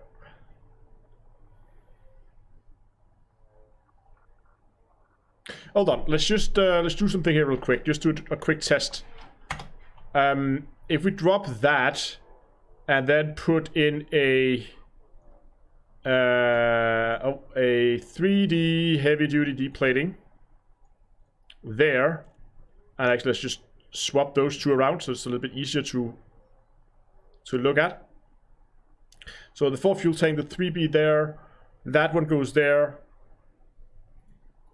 This one goes away. No. I can already now see that this is a bad trade.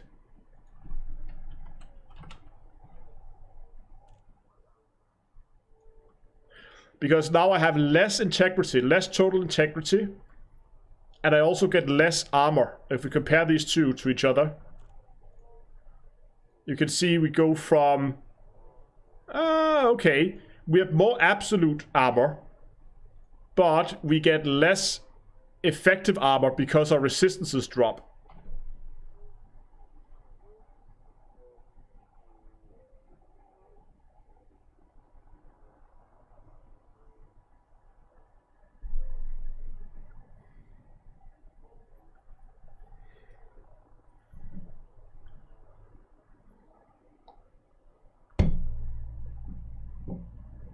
I think it's 2 size 2s. So what you're suggesting is... this one is 1D hull reinforcement packs with heavy duty deep plating. We put that there, and here we put module reinforcement packs. Now we have even less armor, but we have a lot more module.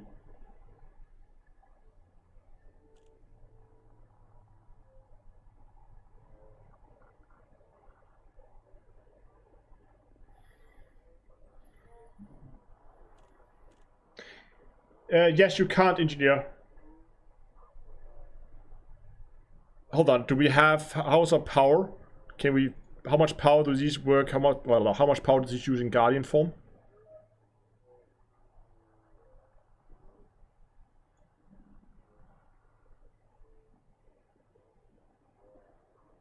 No. It's too much power, I think is the answer.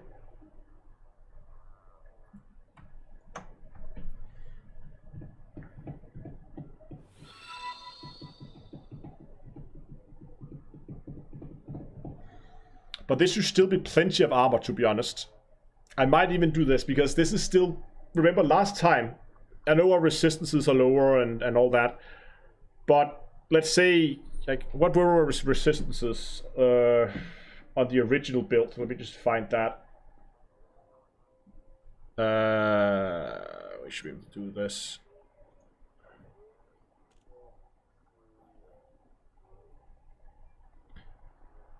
%, so 12 on top, that's around... so we would, with these resistances here, we would have taken like 600 to 700 damage, raw damage. 600 to 700, let's say 700. So what is 700 over 211, and then go 1 minus that? That means we would be down to 60% hull after that. That should still be plenty after the trip we were just on. Should we try this? This is, I mean, look at our integrities here. We can take a lot of damage before we get any issues with our module reinforcement. I think we're going to try this. So, let's go and try this in game. Keep the fuel tank.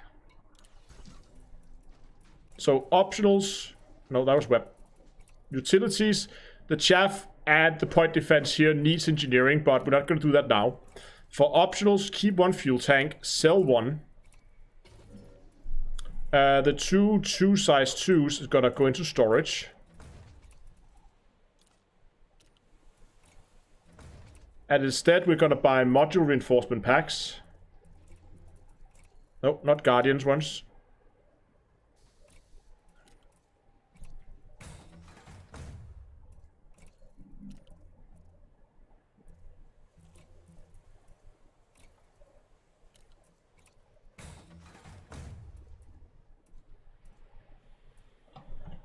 Right, so hull, module, and then a size 3 AFMU. So one of these goes into storage. And we put a 3B AFMU in here.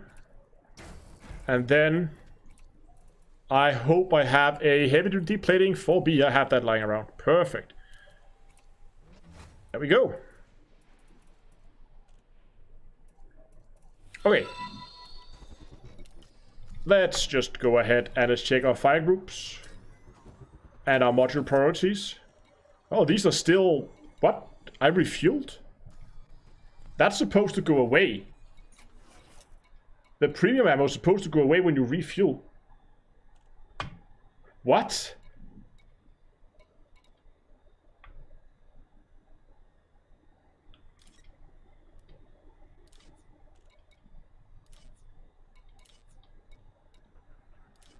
Oh. Oops.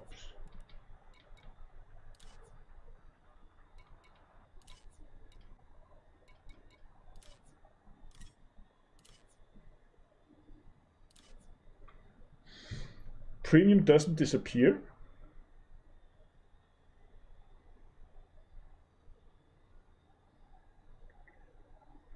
Like ever? But I refueled and rearmed when I arrived on my fleet carrier.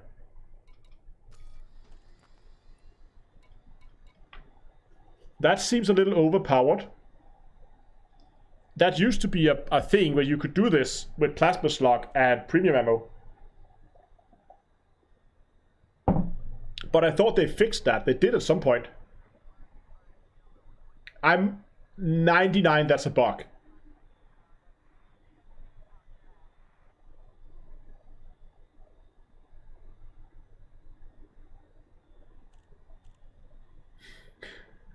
That is not intended. I specifically know because I made a video about this specific thing where you would never run out. You would never lose that premium ammo. And then later down the route, Frontier then fixed that bug.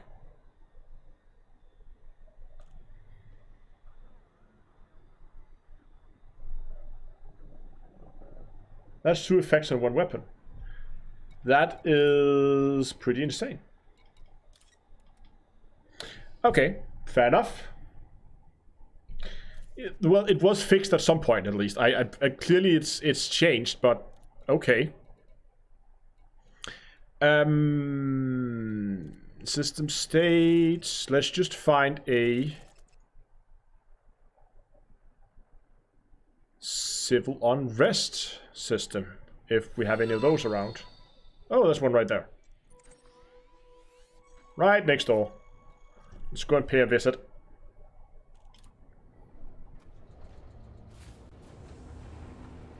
Yeah, they unfixed it.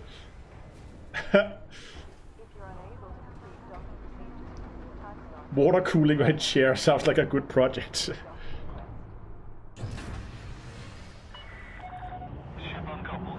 You are go for departure. Look at that, 13% heat. I think we get up to like, oops, 20 when we boost. Yeah, 20% heat after a boost. I have ships that runs like without engines firing, with just sitting still. They run hotter than 20. Look, we're sitting still. Let's see how cold it gets. Oh, it gets down to 18 now. Oh, there we go. Now it cools down again. 16. Must be hot right here.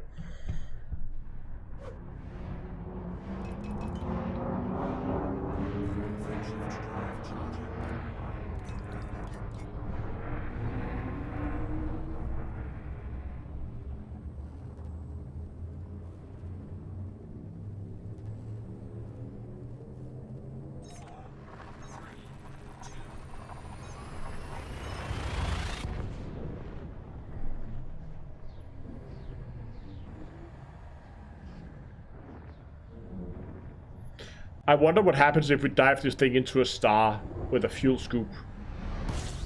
Just let it sit there.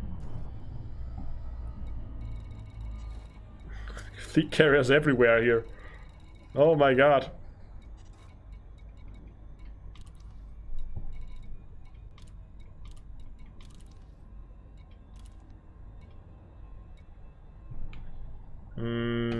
Not what I'm looking for.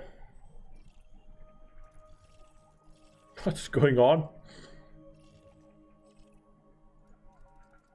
Let's try to head out to these planets out here, see if we can find something there.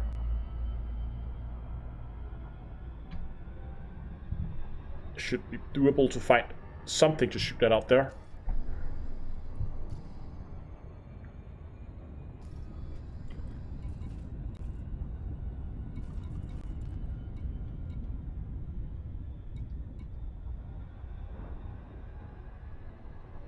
$13,000 fleet carriers in game. Damn. And they are all in this system.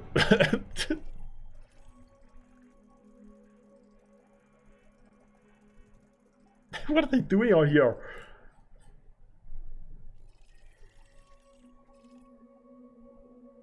Is this one of the systems where you can buy them?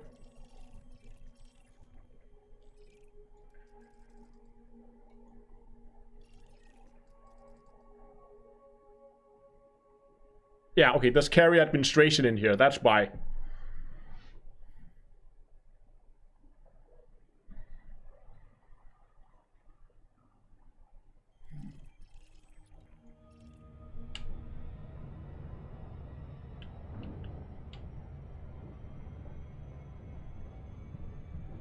What happens to Max 6? I think the number of fleet carriers depend on what type of body it is. If it's like a planet, it can have more than a moon, and again, a star can then have more than a planet. Yeah, it could be. It's close to Strata Desert. It has carrier administration. That makes sense why everybody's here.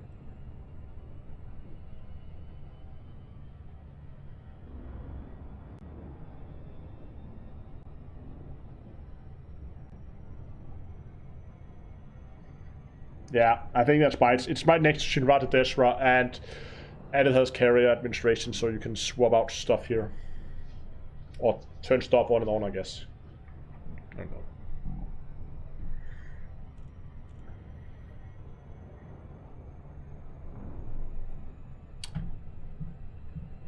But yeah, how's Tritium actually doing these days? I haven't checked that in quite a while. Galaxy. Commodity. Tritium.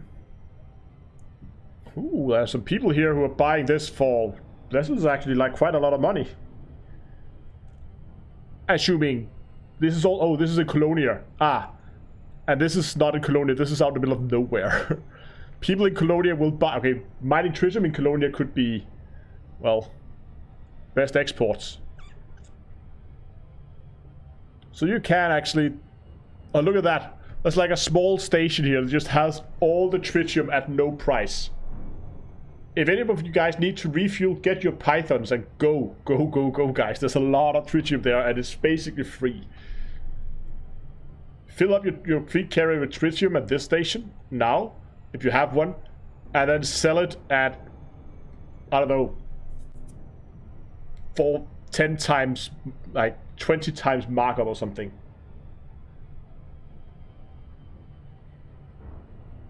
There you go, there's a little money-making trick for you there. If you can buy... Hold on, what can you sell for right now? In large quantities, that's not a fleet carrier, like to a station. There. So you can buy 20,000 for 4,500. I don't know how much it was. That's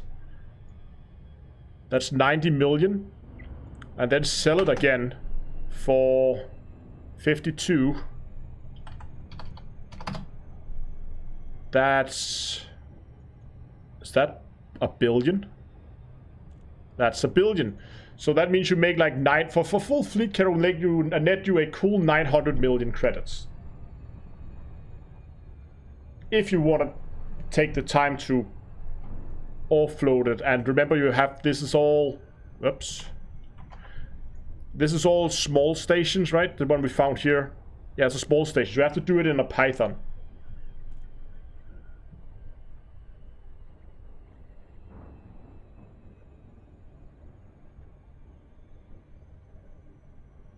And of course, if you can find a parking spot in system, I assume if we go to that system, it's gonna be completely packed with fleet carriers.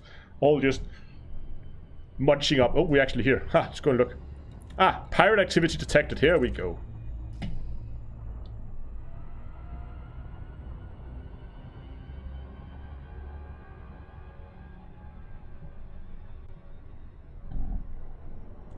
Oh, was it an Achenar?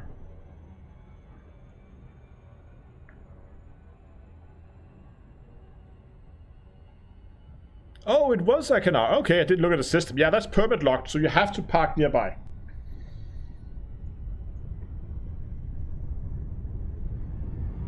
I didn't notice that it was permit locked. So yes, you would have to park nearby. So that it's gonna take even longer. What was the travel distance to the station?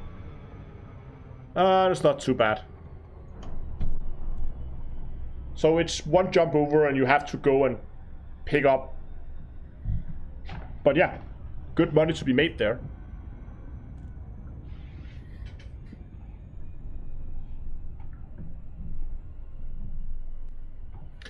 And if you do like, what can you get in, that's like 4 per 20, still 20,000. If you want to hold 20,000 tons in a Python, that's going to take a while. Yeah, but you can't dock a cutter, it's a small station.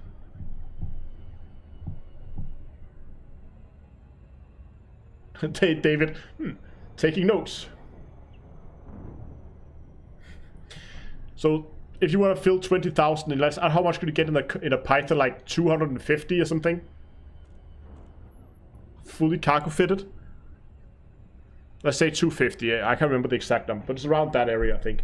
So that's 4 per 1,000 times 20. So 4, so that's 80 trips. That's also going to take you quite a while. 80 trips back and forth. You have to jump to a nearby system. Let's say you can park your carrier right next to the star, so you don't have to travel. Let's say a round trip takes 5 minutes. So that means you can make 12 trips per hour. It's going to be a lot of time. It's not, it's going to be 8, no, 7 hours? Something like 7 hours of gameplay just to fill the carrier. And then the same in the other end, we need to empty it. So it's like 14 hours of gameplay for 900 million. That's not a good payout. Whee, there's a lot of ships here.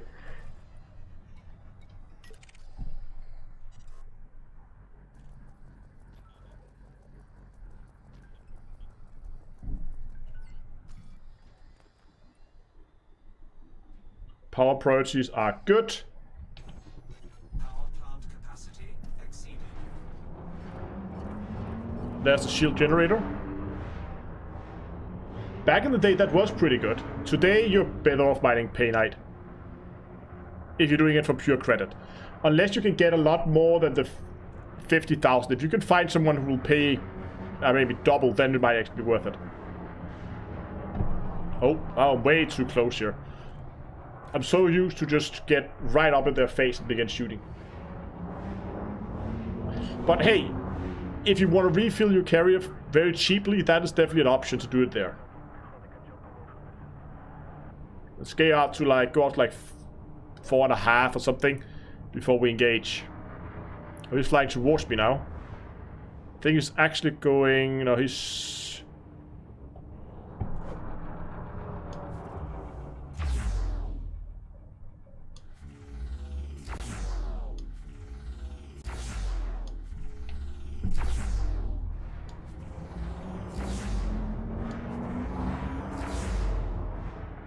Oh, he's firing rails as well.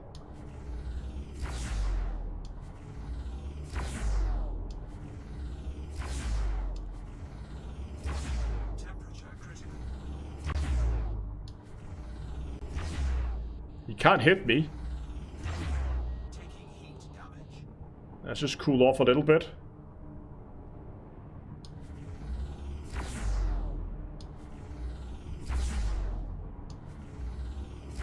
Ah, come on. Get that shield down.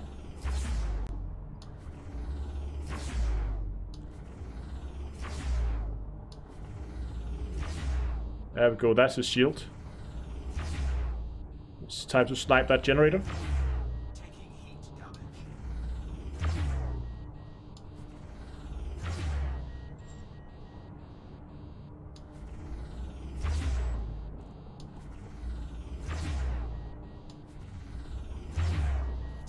heat damage.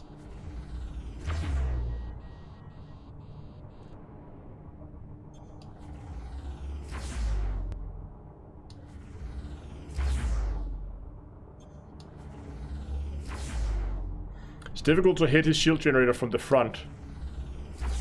There's too much stuff in the way. Impulse attack. Trajectory disruption. Under attack. Taking damage.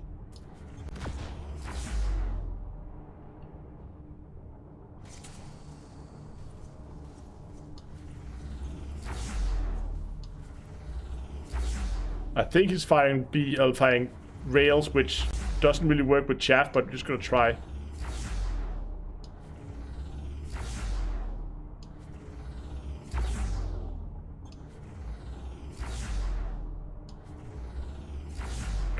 Okay, gotta go over to his power plant instead. Hull breach attack. Oh, he hit me there. Damage.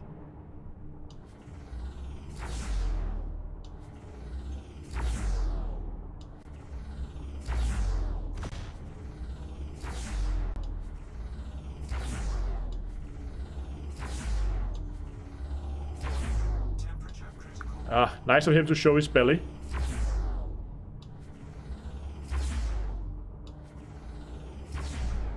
Oh, getting outside range. That's okay. I mean, I'm 1% down in damage.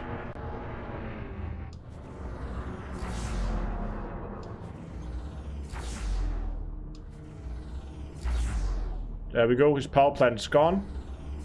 Let's try to just keep shooting it. There we go. Saturated it.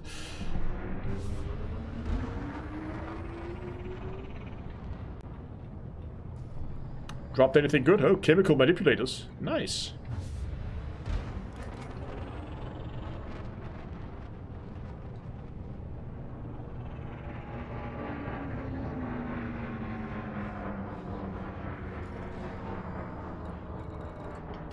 Let's try the other anaconda.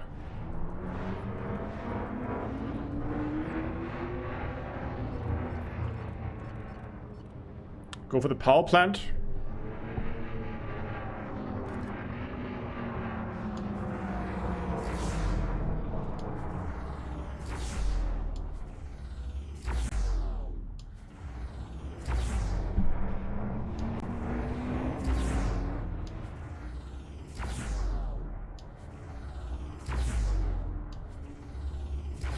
Oh, miss.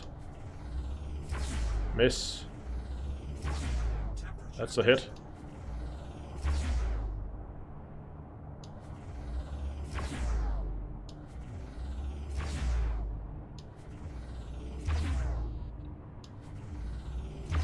Slowly chipping away at his shield. Taking heat damage.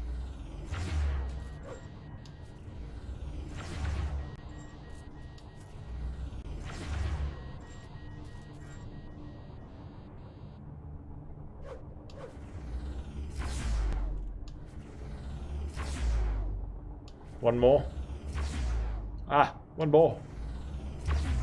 Shield's gone. You got a hit in there. Taking heat damage. Taking heat damage.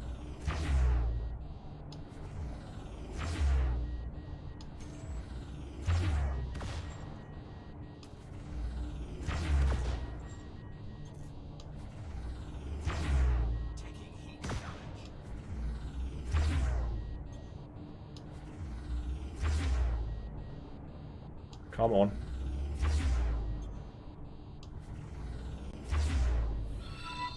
Come on. Ah!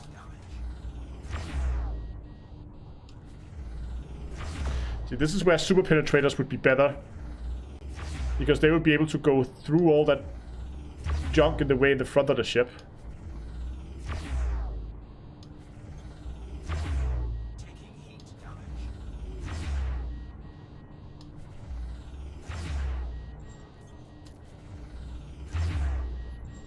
There we go, need him to turn away.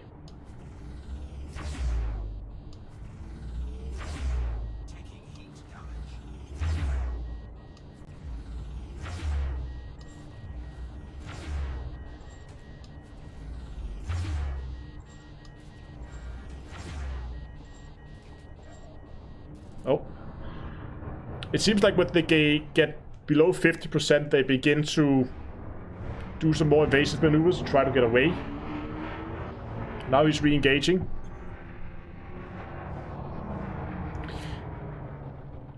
It's not the most exciting build, I think, to watch. It doesn't necessarily make great content for a live stream, but it's quite fun and it's quite challenging to fly.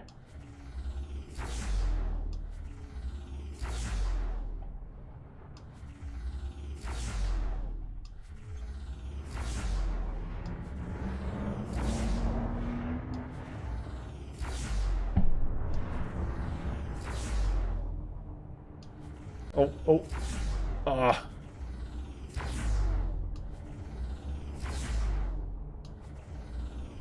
Thought I had a good shot at his power plant there.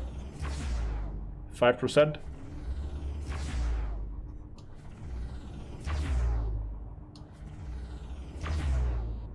Ah, it's outside my range again.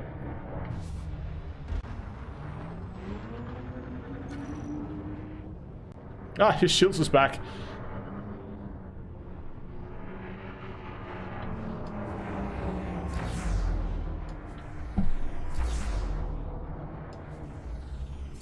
Oh, didn't slow down time there.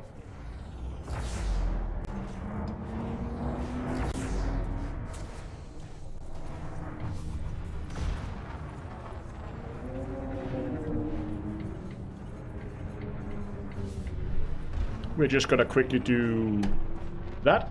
Silent running.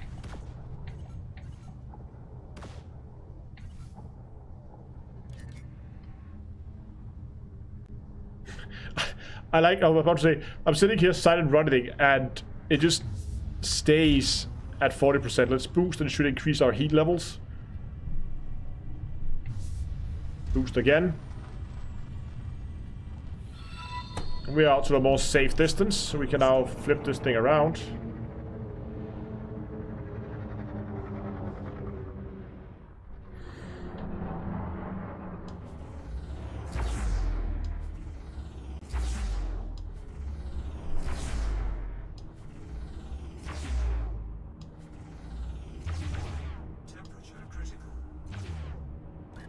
Oh, pips to weapons.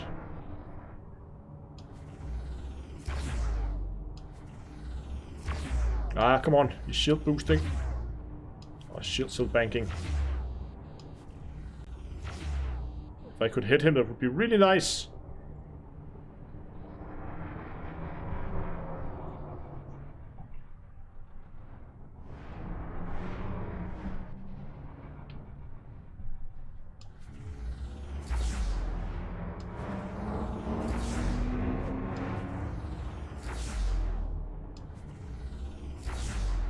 Ah, too far away again. Oh. There's a bit of a misplay there. Shouldn't boost. Really keep your hand off the boost.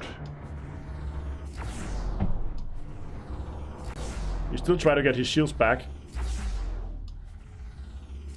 Let's just deny him that.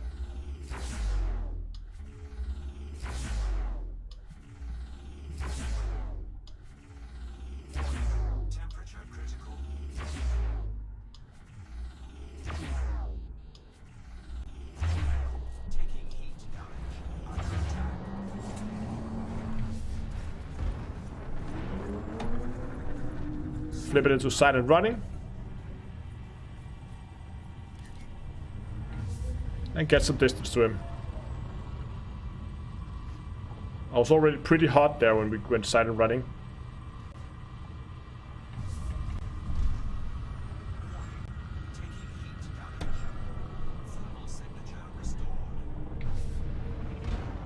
There we go. Back at a safe distance. Full reverse.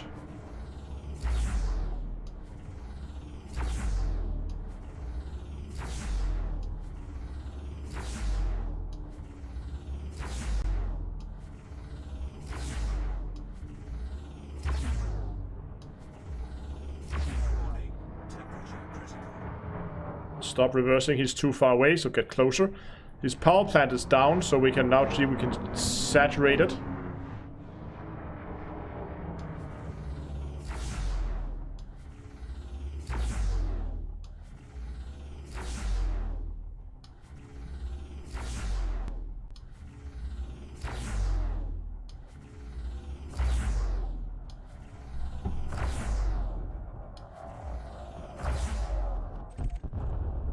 Boom, he's gone.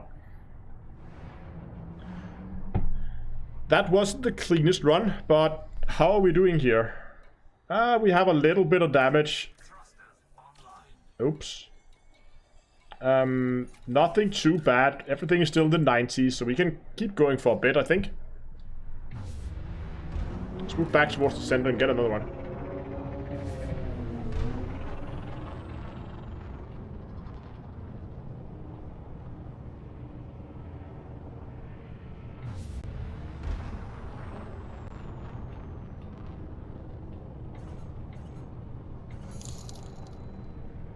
You're an excellent content creator, dude. Great educational info for all players, old and new. Thanks for all your hard work. Thanks a lot, man. I really appreciate that, and thanks for the donation.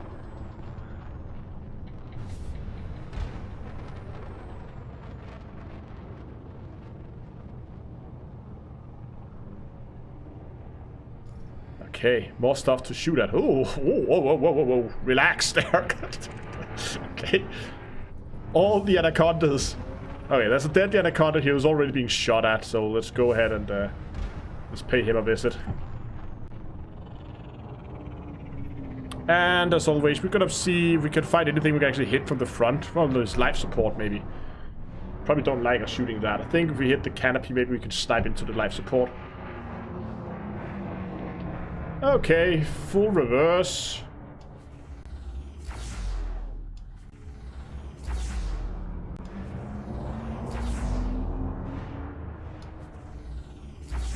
Oh, he's not really paying attention to us right now.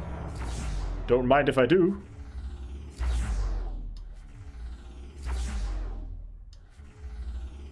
Oh, now he does.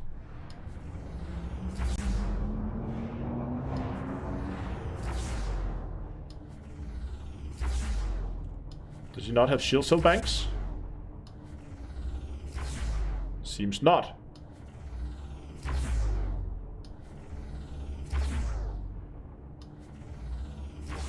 Temperature critical.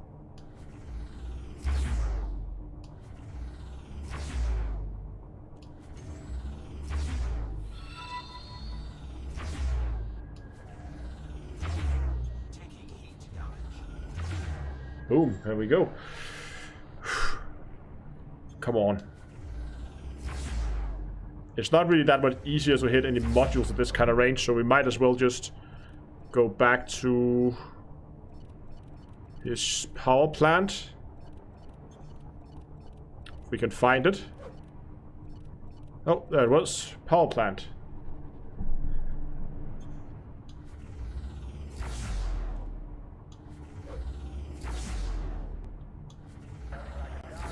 Come on.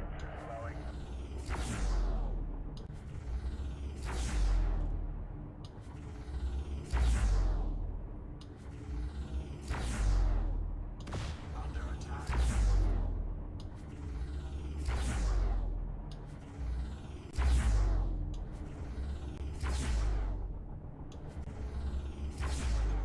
So he should begin to do evasive maneuvers pretty soon. Little does he know that actually bow tanking is his best option right now.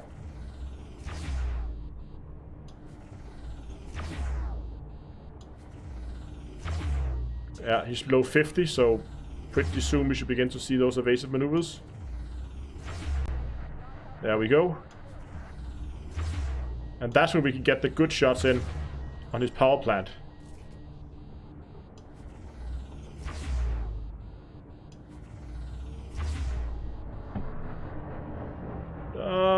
Just drifted out of range. Let's get back in range.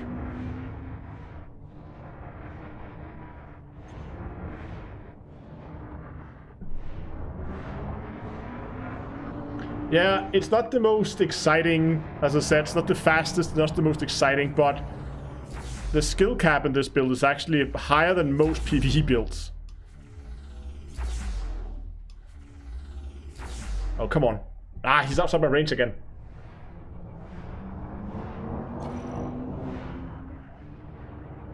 Okay, let's get this thing down. He clearly got tired of hunting me, so he went back to fighting whatever he was fighting before. Which is completely fine.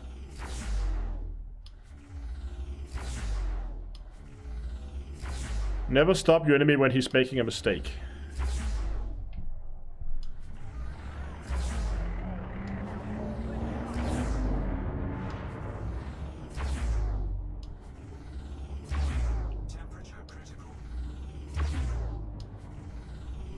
Ah, come on, come on, come on, come on. Nah, could have had his power plant there. Oh, good shot at the power plant. Outside his range again.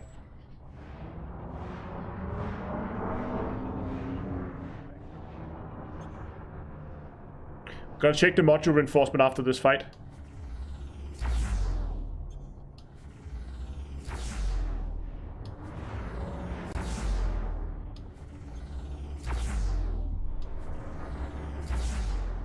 Power plant is down, he's dead as well, pretty much. A few more hits. No. Oh, he was dead. Okay. Let's just quickly check the...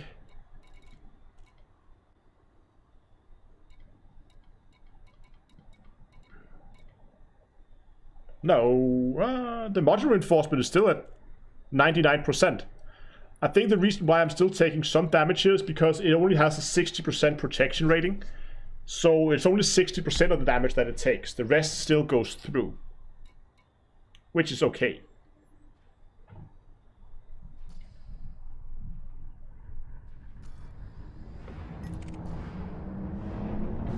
That's not that Anaconda, let's do one more.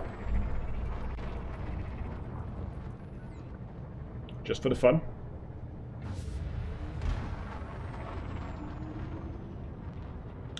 Destroying the power plant doesn't necessarily disable the ships, not for NPCs at least. And it doesn't destroy them outright, but if you keep firing at the power plant, eventually it will blow up. So now we have this guy, he's running. Let's just tune our power plant. Yeah, fuel is still good. We haven't used half our fuel yet, so I think we can... Oops, that's a little close maybe.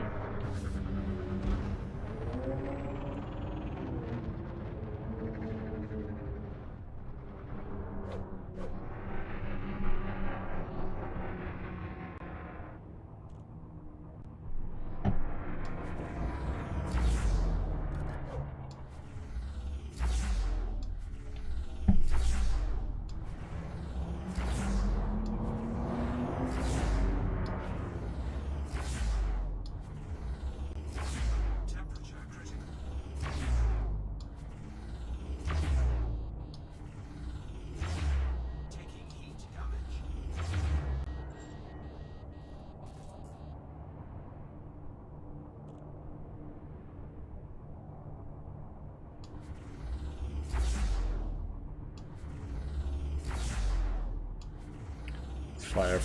Come on, drop his shield.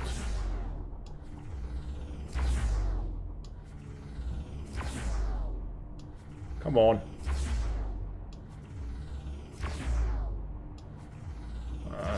firing us. Shield banking again. Taking heat damage.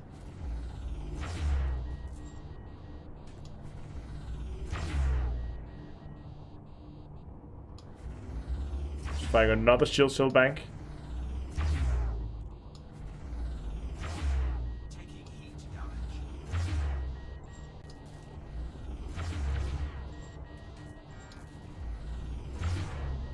Come on, 2 more shots, we should have his shields. Just 1. Shield cell bank again. See, feedback cascade would be really nice right now. Okay, I need to cool down a little bit. We're 1 shot away from his shield. 1 more. Come on.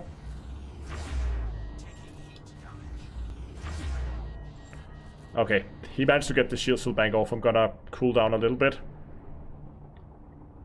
Like so. Now we can work on the shield. So that's another shield cell bank. See if we can power through that. Not if I not pull the trigger. Come on.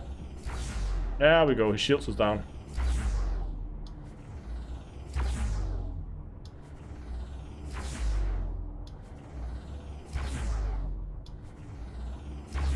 Temperature critical.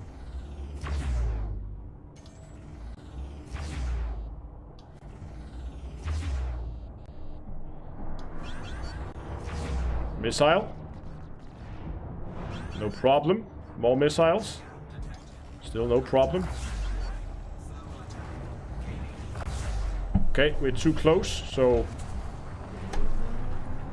Silent running. Warning. Temperature critical. as soon as I saw him get too close, I fired off a chaff and I went silent running, and now we're just running away.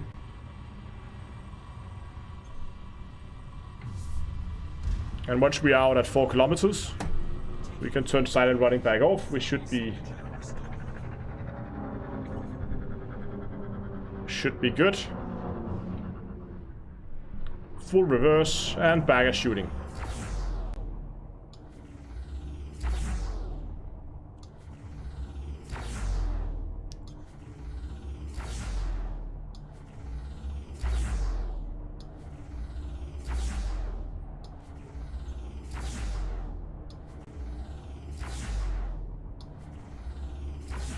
It only does like 1-2% per hit. 4% there. There we go, now we're talking. Scan detected. Warning. Temperature critical.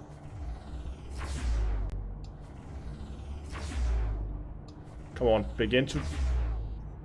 There we go, evasive maneuvers. Thank you.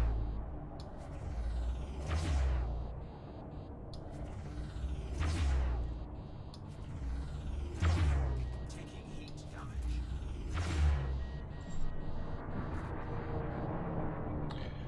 As soon as we get him down below 50% and they begin to do these maneuvers to try and avoid incoming damage, first of all, they expose their modules, because suddenly they begin to expose their side, the top, and the belly of the ship, like he does right now, making it a lot easier for us to hit his modules.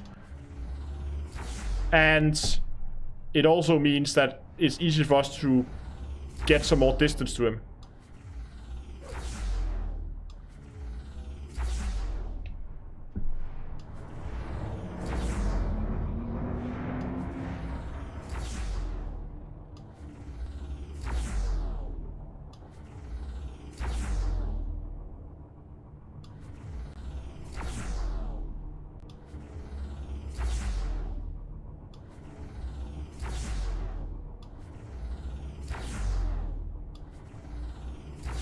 Come on.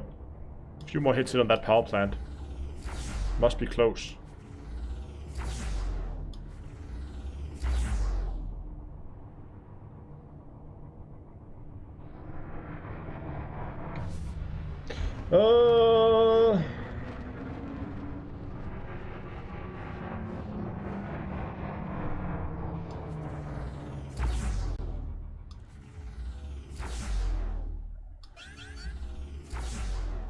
Let him get close.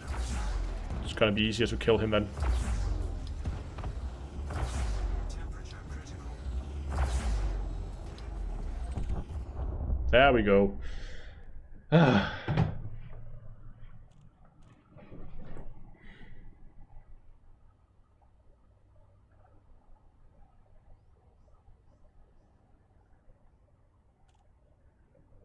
That was...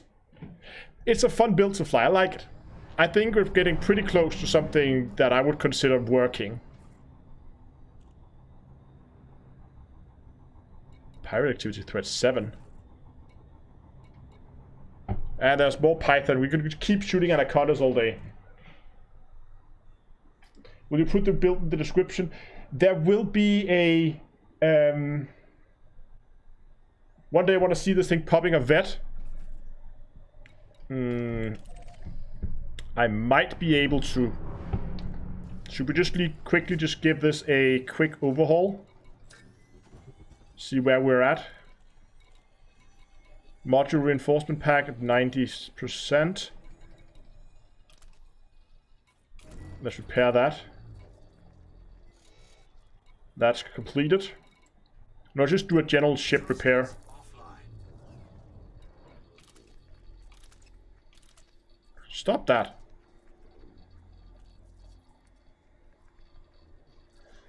See, this is the problem with this small AFMU. It repairs very slowly.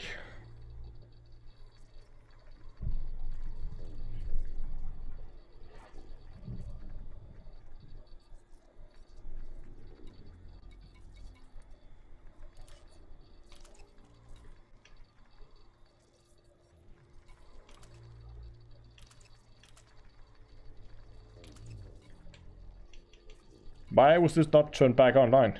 Module repaired.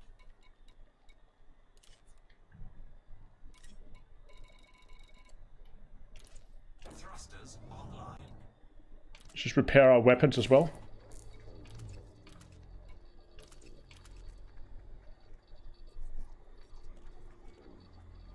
Module repaired.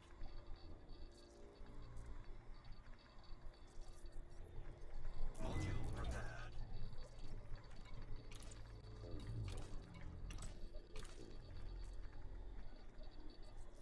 Module repaired.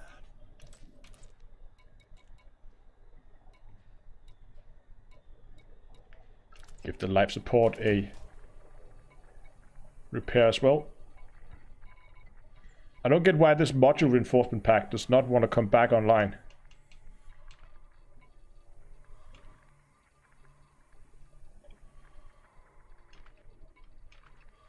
Oh, it's at 0%. Was... Ah, it was the other one I repaired. That one's gone. Okay, so one is gone. The other one needs repair. Got it. No, module reinforcement packs can be repaired. But I think we got the life support working again, didn't we?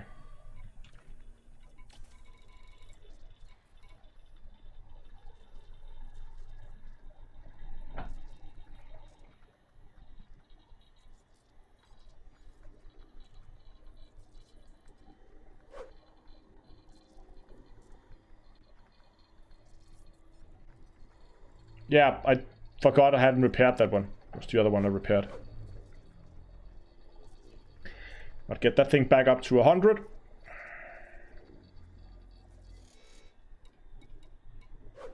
And it's back online automatically.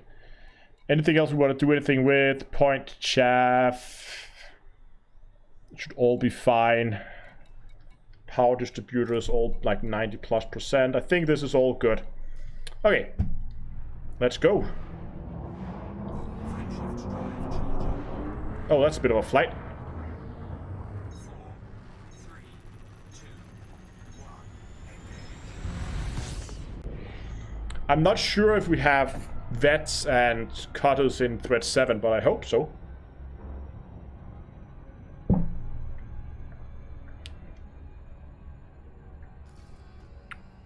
What was that? 4 anacondas? 3? 4? I can't remember.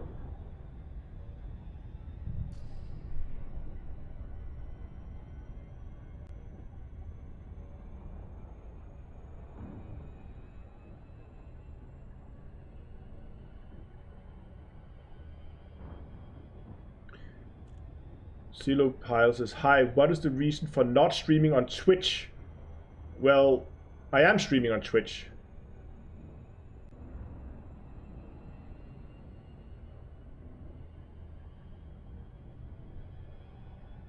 So, I don't know.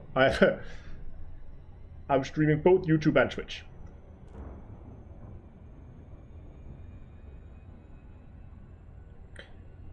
Yes. Chase, no, it's a Diamondback Explorer. I swapped it out from the Scout.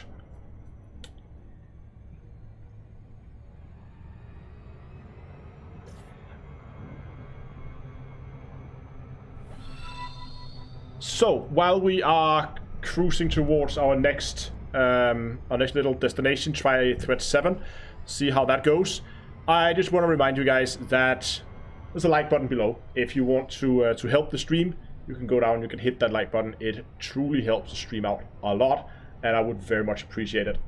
If you want to, there is also a subscribe button where, of course, you can subscribe to the channel. If you're watching on Twitch, there's a follow button if you want to get notified when I'm live streaming. In terms of YouTube, there will be videos out regarding this ship. I will do a full build guide on it where we go over every single module, why it's there, how it's engineered, and why those engineer modifications are there. And I will maybe also do a showcase, kind of a teaser for that. I don't know, just because it's a fun build, and I'll see if I can make it a little bit more entertaining to look at than just me sitting constantly sniping at something for 5 minutes straight.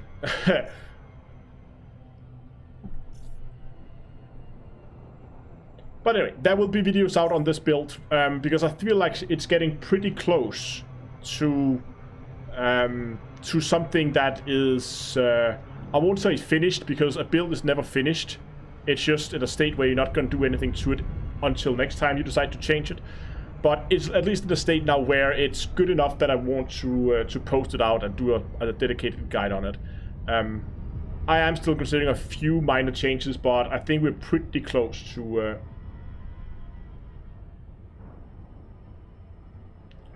something we can fire with. Maybe a more brawler style build next. I actually already have a brawler style build. There's a blunderbuss build. If you go to my YouTube channel, you will find a build guide and a showcase video for that, and it's also linked on the Commander's Toolbox, where you can find all my ship builds linked over there. So yeah. And that is an up in the face, and that ship has a maximum effective fighting range of like 500 meters. That thing needs to be basically scraping paints. It's the closest you get to a melee build without actually doing a ramming build. Anacondas are a space cow. Is this a pirate in the space cow? Oh, please tell me this is a pirate in a space cow. No, he's clean. Damn it.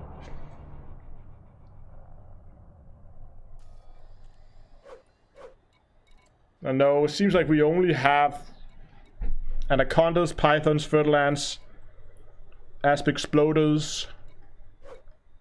A sidewinder.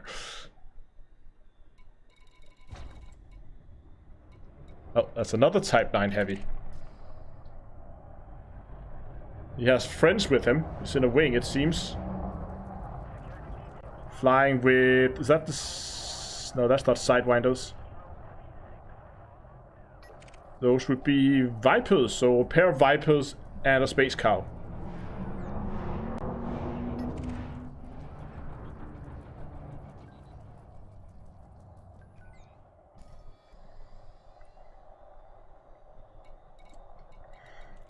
But since we only really have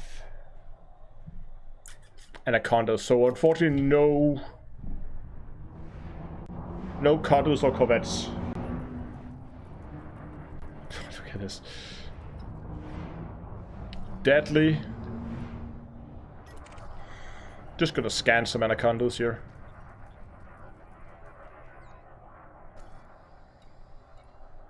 Also deadly.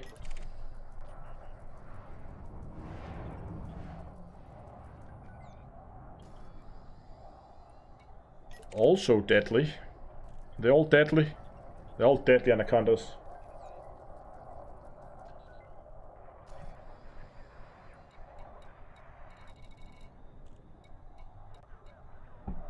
Canister encrypted data storage.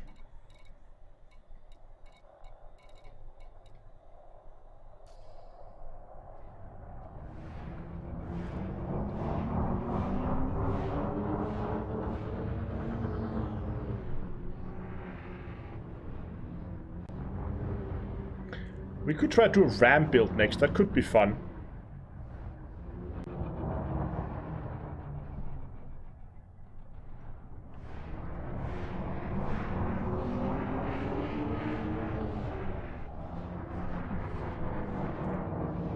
Okay, let's get some distance, let's take down a deadly anaconda.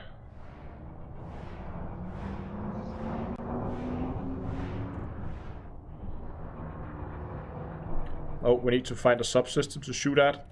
That was the power plant. Hey, hit him. Hit him again. Missed him.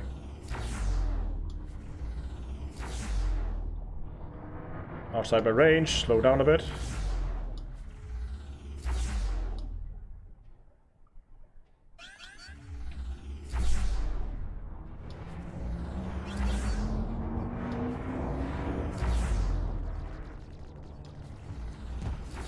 Point defense takes care of that. Very easy. Ah, come on. Oh, we're flying reverse through a debris field. Oh, I hit the debris. Easy.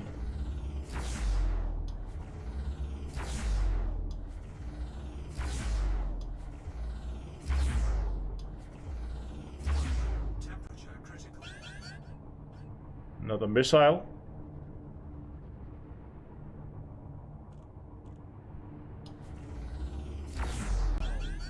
There it is.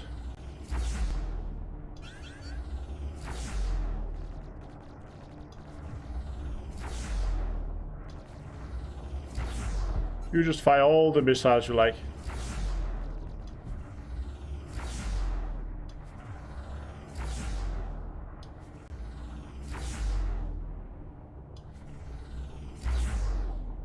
Yeah, down to the last ring.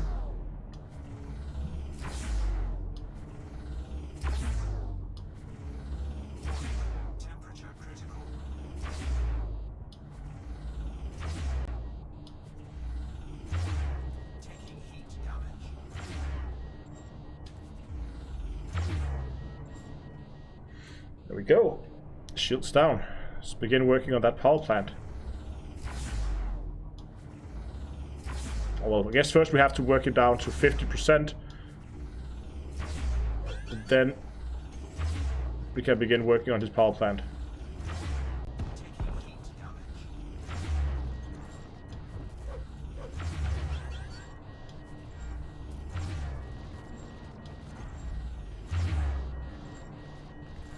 Cool down a bit. Hull integrity compromised. Under attack. Taking damage. Warning. Thermal attack. Okay. Firing chaff. Silent running. And we're gonna run.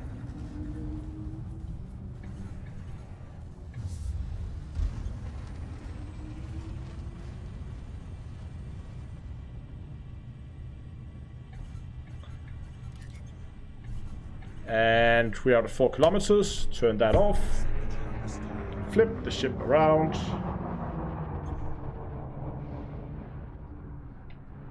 Full reverse. And we're back at it again.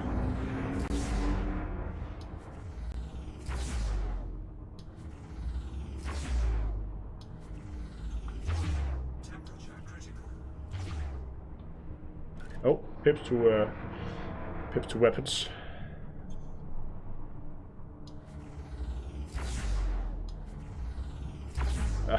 Bad shot.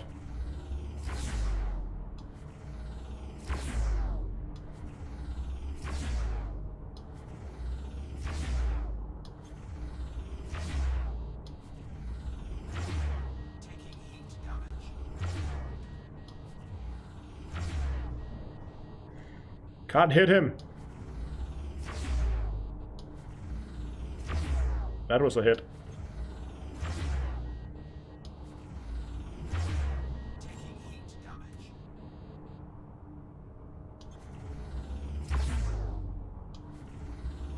Ah, come on. This is annoying.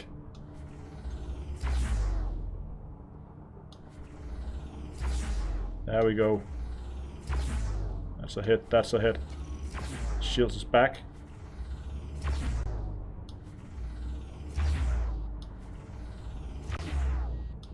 Warning. Temperature critical. Warning. Taking heat damage.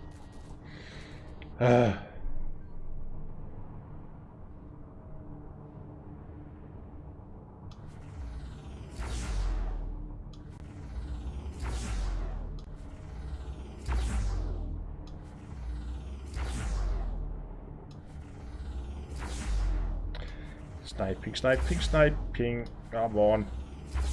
That's a good hit. All three hit there. All three missed that one. Good. Good. Very good. Taking heat damage. It's almost past the 50% mark.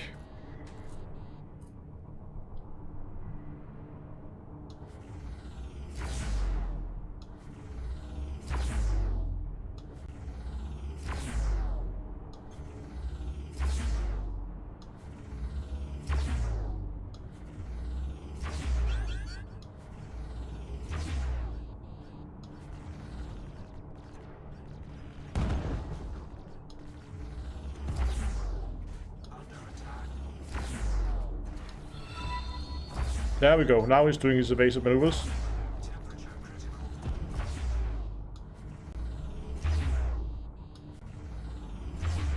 Taking heat damage. I can slow down now.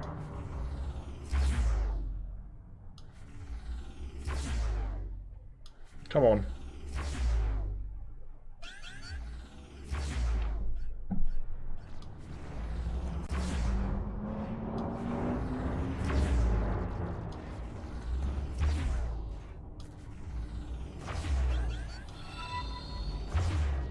There we go, that's his power plant.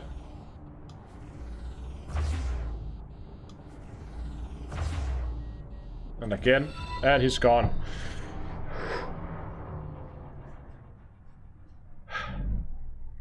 So, it takes a while. How late is it? I think we have time. Okay, so I like the build where it is now. Again, it's not the fastest, but it's pretty fun. But I do want to do one more thing before I close the stream. I just want to take out the blunderbuss because I think it's a more successful build than this.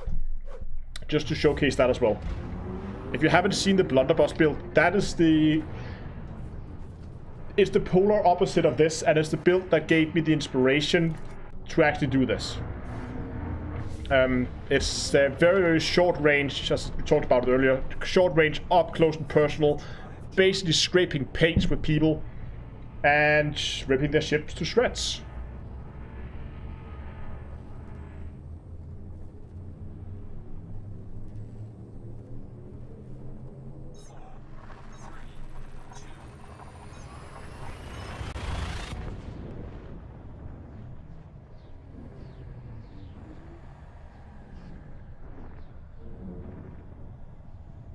Okay, you prepped a straw poll after I showcased the blunderbuss. Okay.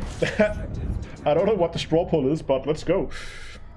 I'm just gonna go and... Oh yeah. Remove filters. Get out of the sun so I can see what I'm doing. Find my fleet carrier. Fly to said fleet carrier.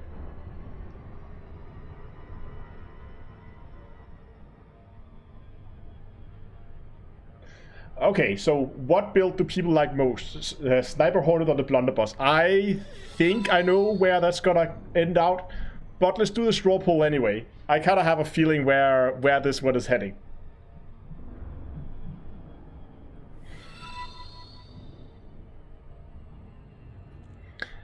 At least I know which one has the most meme potential. The Sniper Boss.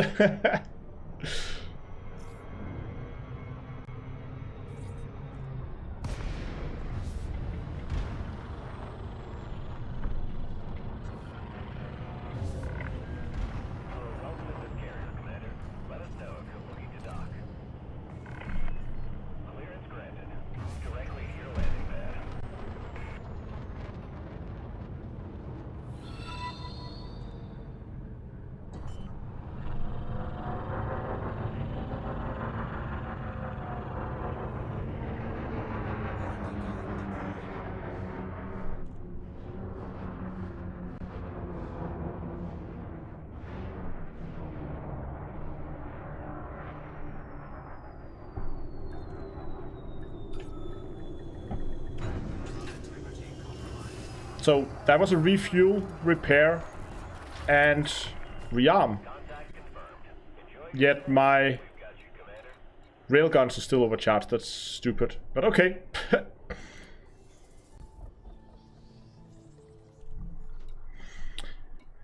Shipyard, shipyard, shipyard, shipyard. So we can actually take the Sniper Hornet. That was the previous ship, the one we did before this one, and we can disassemble that. Gonna use the Alliance Chieftain Blunderbuss.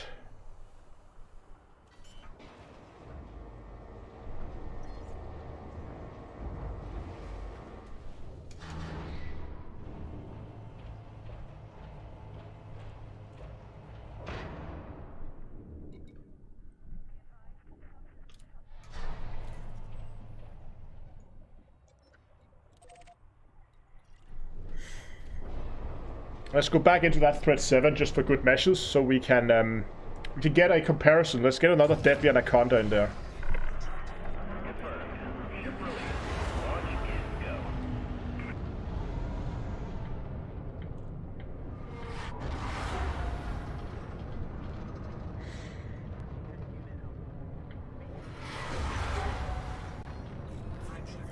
This ship can also be a little technical to fly, but it's technical for a different reason. I'm not going to spoil it too much in case there's someone watching the stream who's not familiar with this build, because then I think they're in for quite a surprise. Oh god, this thing is so silly. And that's why I love it.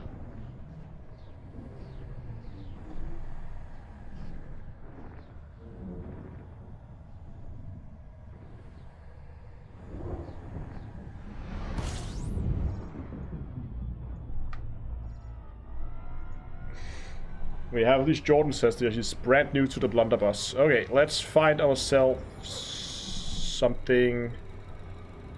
Set our filters again.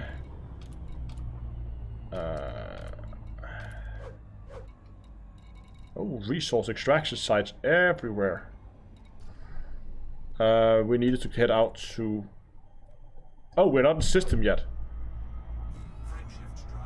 This ship has a poor jump range. I just assume we got there in one jump. And it's clearly not running as cold as the other one. Come on. Cool down.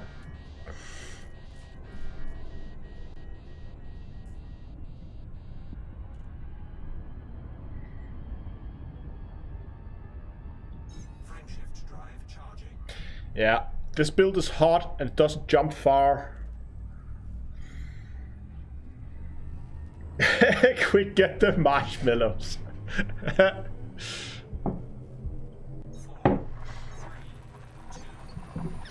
Yeah, get a knife. We got bacon.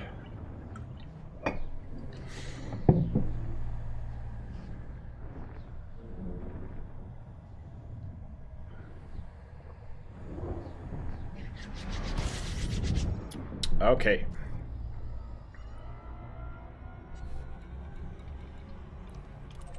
Threat 7, let's go. Yeah, so damage focused it even doesn't to itself.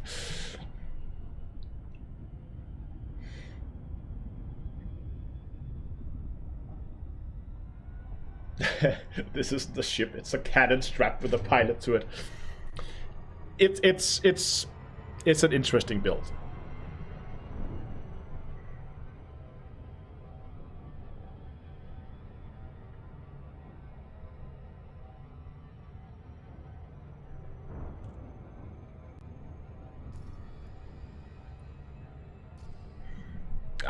Elite is not that demanding of a game, is it?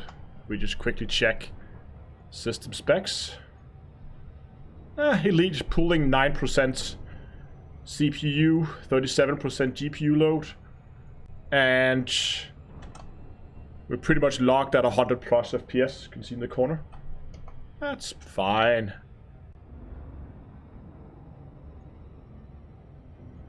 We are using quite a bit of GPU memory, but rest, it's not doing a whole lot.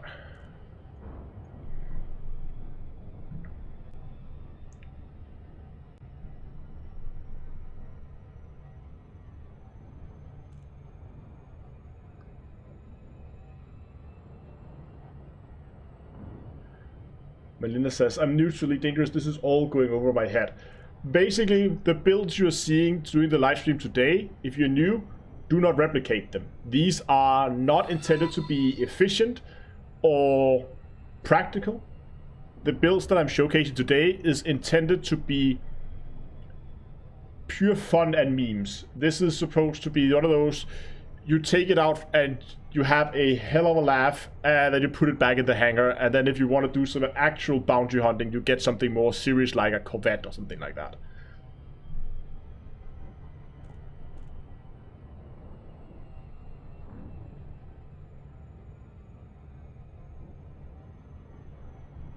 Was that your checking computers? I was just checking how much Elite was pulling from this this computer. Not a whole lot. Remember, all the streaming is handled by the other PC. So it was just Task Manager. There's nothing fancy. Just simple Task Manager. Like Control Shift Escape. Boom. There you go. We have Task Manager.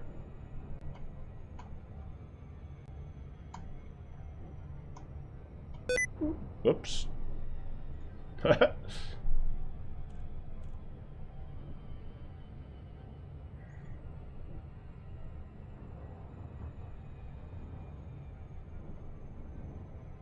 heard Aldous Fall is faster. Mm-hmm.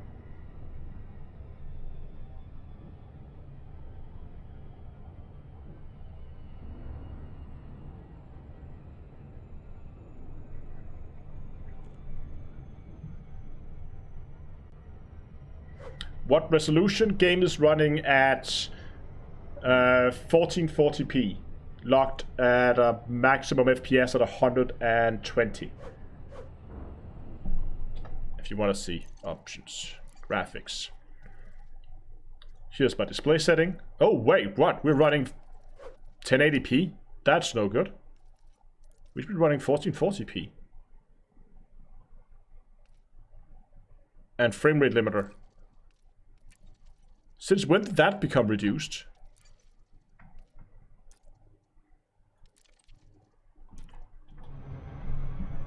There we go. Where are we at in frame rates now? And that dropped it a bit down to 80 now.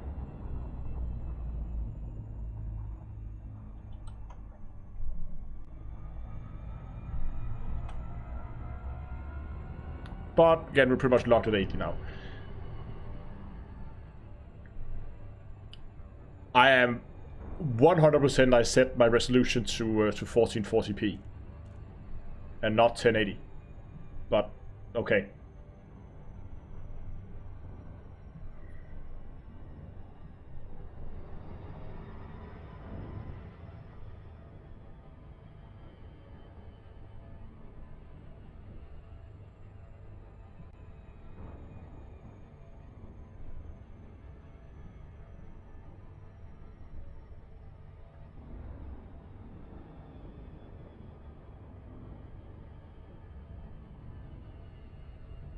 I'd like to see an offensive limpet build. So, hatch breaker, I think that's the closest thing you get to an offensive limpet.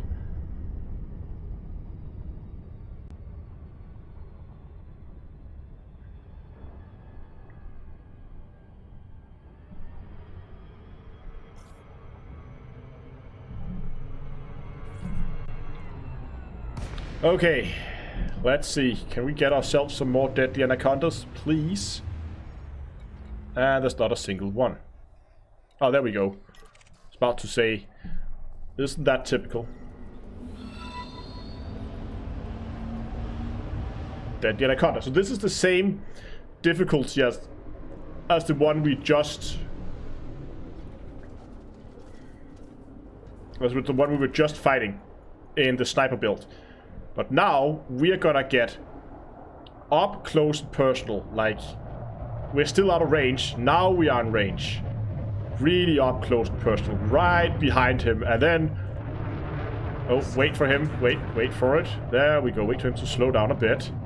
And then we're gonna open up on him with our Curto Scramblers. Gonna keep in range. Stay in range. Stay in range. Stay behind him. Gonna deny him access to... deny him the... use of his weapons. He gets some distance to us now. That's bad. So this is when I need a boost so I can get around him again. There we go. Oh, that was too much. Let's see if I can get back on his tail where this ship belongs.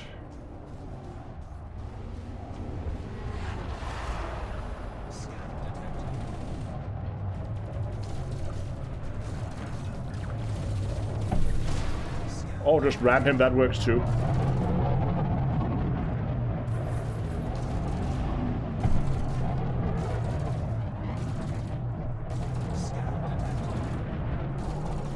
There we go, his shields are down. Ah, come on.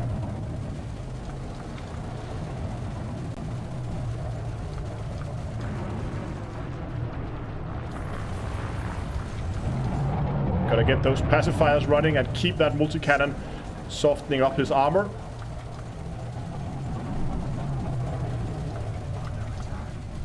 It's down to 15% hull. 4%. Boom. He's gone.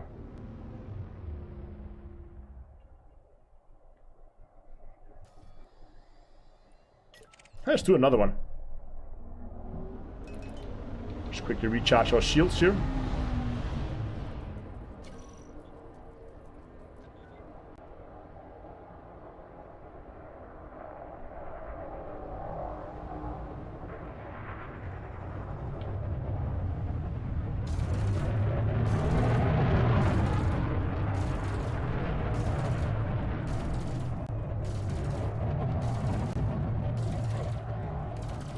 Oh, forgot to set my pips here. Let's move that around.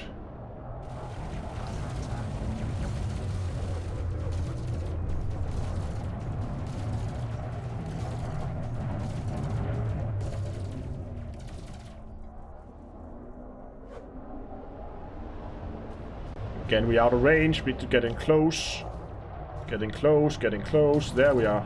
500 meters. Okay, he's firing off shield banks now.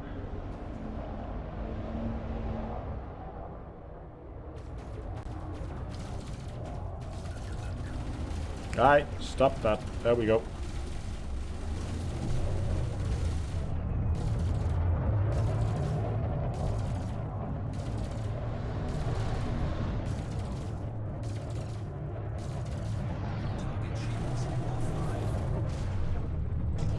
Ah, where is he? Oh, he's boosting, so we're gonna follow him in the boost. Problem is we're boosting faster than he is. Okay, we need to get in close again. There we go.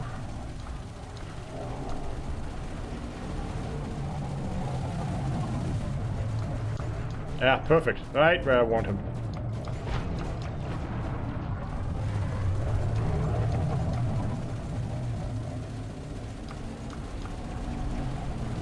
And he's dead. He almost got my shield that time. Target destroyed.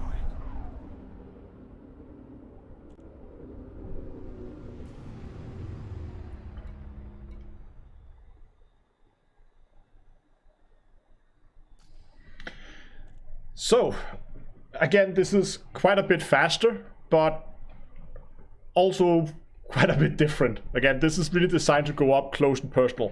When we get into something like a hash rest site instead of pirate activity zones, the anacondas in there is a lot easier to kill. And they die also a lot quicker. Just for fun, let's do an asp.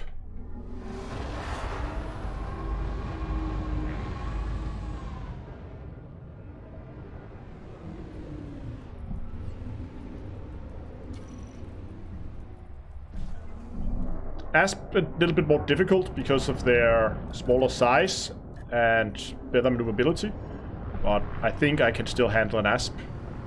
Asp Exploder, 3, 2, 1, go!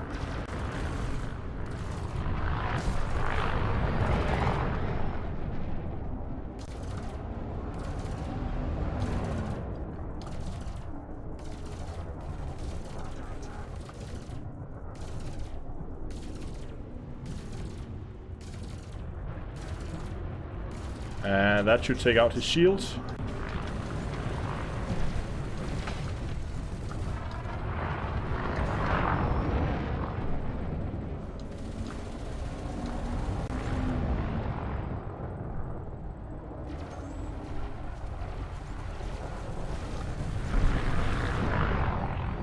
Oh. Get the two last off, it should be it. There we go. And he's gone.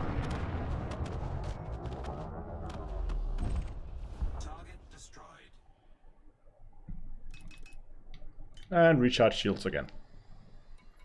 And that's pretty much the build. You get up nice, close and personal, and you start by taking them out with your scramblers. You can see here they have quite a bit of jitter. They're pretty much all over the place. You can see here. Very short range and a lot of jitter on those weapons. But they hit like a truck.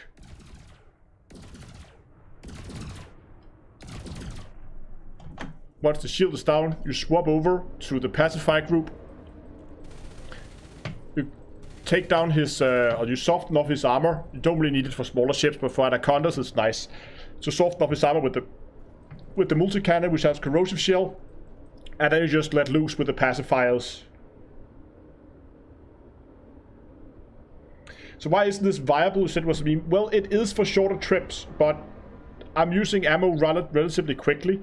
So after 20 minutes, maybe half an hour, you're out of ammo. And then you have to either synthesize to get new ammo, or you have to go back.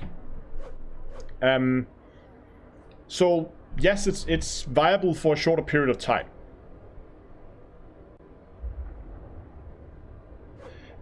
And if you do general bounty hunting, the problem is if I get into, I have to be very selective with my targets. If I come up against something like a small, fast, maneuverable ship, like a vulture or something like that, I'm screwed because I rely on being so close and being able to position myself right. Try to at least position myself right compared to who the ship I'm fighting. So if I get up too close, or if I come against a fast ship, it's faster for me to it's more difficult for me to get shots on target. So it actually sometimes take longer to kill small ships than big ships.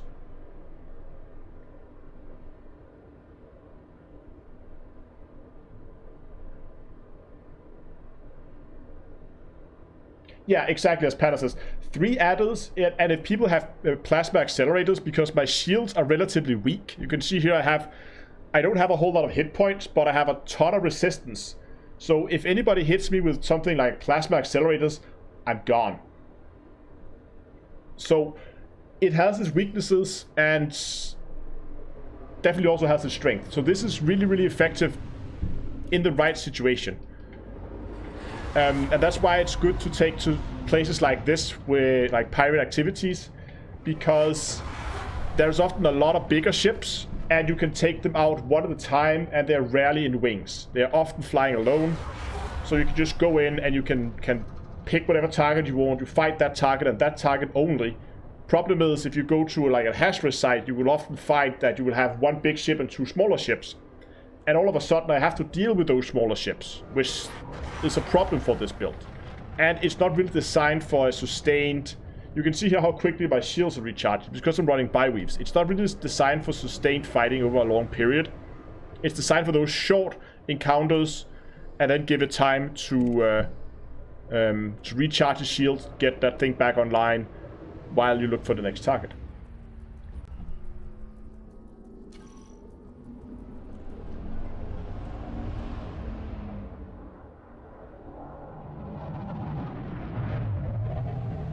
But for something like an Anaconda, this is an absolute beast.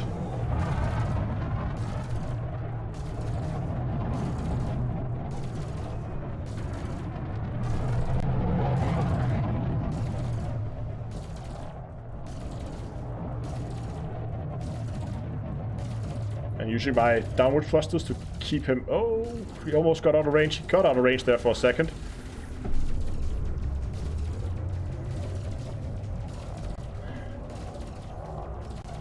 And he's out of range. Now he's back in range. He's getting a few shots on target. It's okay. Almost got his shields now.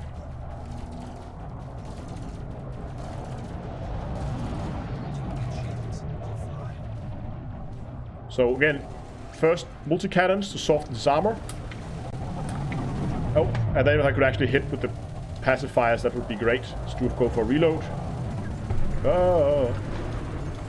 There we go, perfect. Reload, reload, reload. Another set of pacifiers. Ah, now it's reloaded, there we go.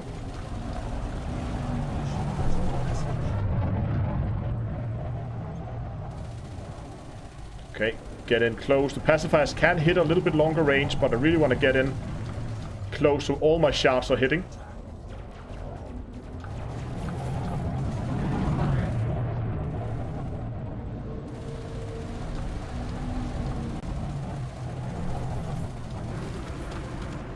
And he's gone.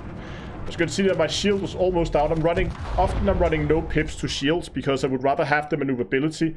I could move pips to shield, but I switch over to the pacifiers because they don't really use that much. That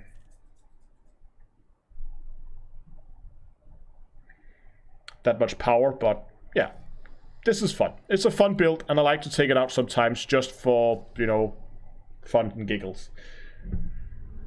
Let's so I think Dongalore, you put up a vote where people can vote if they like which of the two builds they prefer, or well, they think is most fun. Go and post that.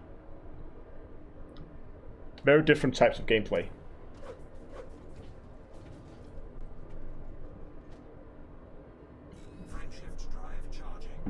Okay, let's get back to the carrier. I'm just gonna quickly see where the pole is at.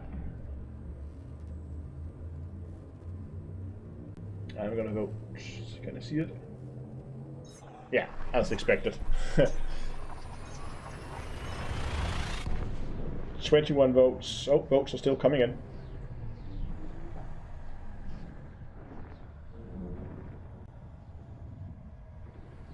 I think it's a pretty decisive victory to the blunderbuss.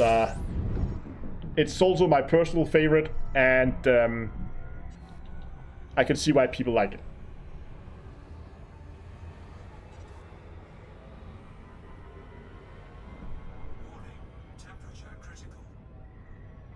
Wonder if this build works against your 7-beam vedettes. That depends a lot. I mean, it's not designed for PvP, but in a fight like that, it's gonna come down to piloting skill. If you can keep those 7 beams on me, you're gonna win 100%. No questions asked. But if I can kite you, if I can stay behind you, so you basically denying you use of your weapons, then you're gonna lose that vet relatively quickly. So in this case, it comes down to piloting skill. Now, my piloting skills when it comes to combat is not amazing. So you might have a pretty good chance, I think. 4, 3, 2.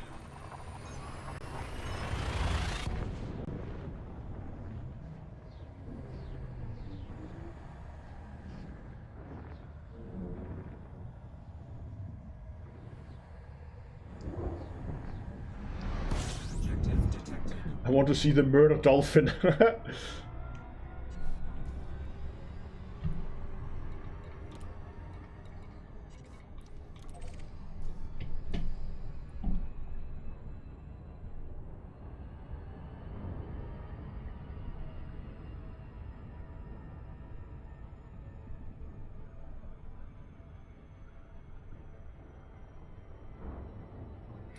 Raymond.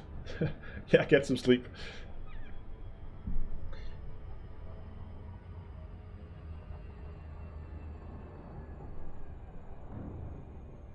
Jordan says, do you ever hunt Thargoids, and what do I fly? I fly a Crate Mark II, which also very handily is available on the Commander's Toolbox.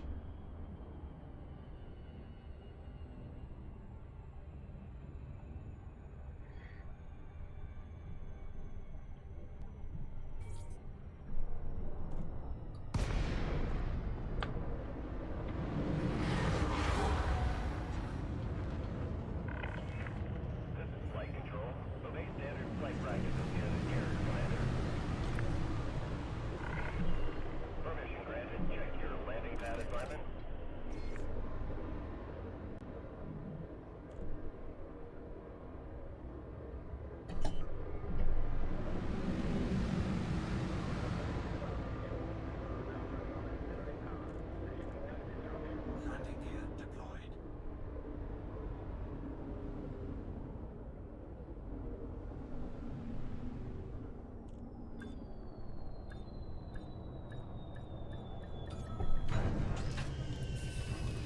There we go, on the pad.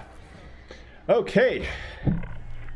That was fun. Now, I'm really happy that I actually managed to get the Murder Hornet in a working state. It's a little bit of engineering with some of the modules that needs to be done, but other than that, it's pretty much ready to fly, I think. But that is also going to be it for today. I hope you enjoyed today's stream. I at least had a ton of fun. I hope you had as well. If you did, please go down, like the stream. You know it helps. And if you want to see more live streams, well, stay tuned to the channel. I'll be live streaming again in about a week's time, I think. There'll of course be lots and lots more videos covering both Elite as well as other games on the YouTube channel. So do remember to subscribe to the channel as well while you're at it. In the link, you will now find a whole... In the chat, you will now find a whole host of links for all kinds of good places. First of all, you will find a link for Streamlabs, where you can do one-time donations if you want to support the channel. There will also be a link for Patreon, where you can support the channel on a more monthly basis. And if you decide to sign up for Patreon, you will also get a discount for the merch store, which you very handy will also find the link for in chat, where you can buy yourself merchandise, like the t-shirt I'm wearing right now. And finally, of course, there's also a link for Discord, I think. Oh yeah, and mugs. There's also mugs and hoodies and all kinds of good stuff. Go over, check it out, the merch store. And then finally, there will also be a link for Discord, where I hope you'll join. It's a nice community where you can come, you can ask your questions, or you can just hang out and chat if you want to. I will usually be hanging out over there most evenings, and I will also be hanging out over in the voice channels after this live stream, so you're more than welcome to come over and say hi. Thanks a lot for watching, guys. Hope you enjoyed it, and until next time, I'll see you guys in space.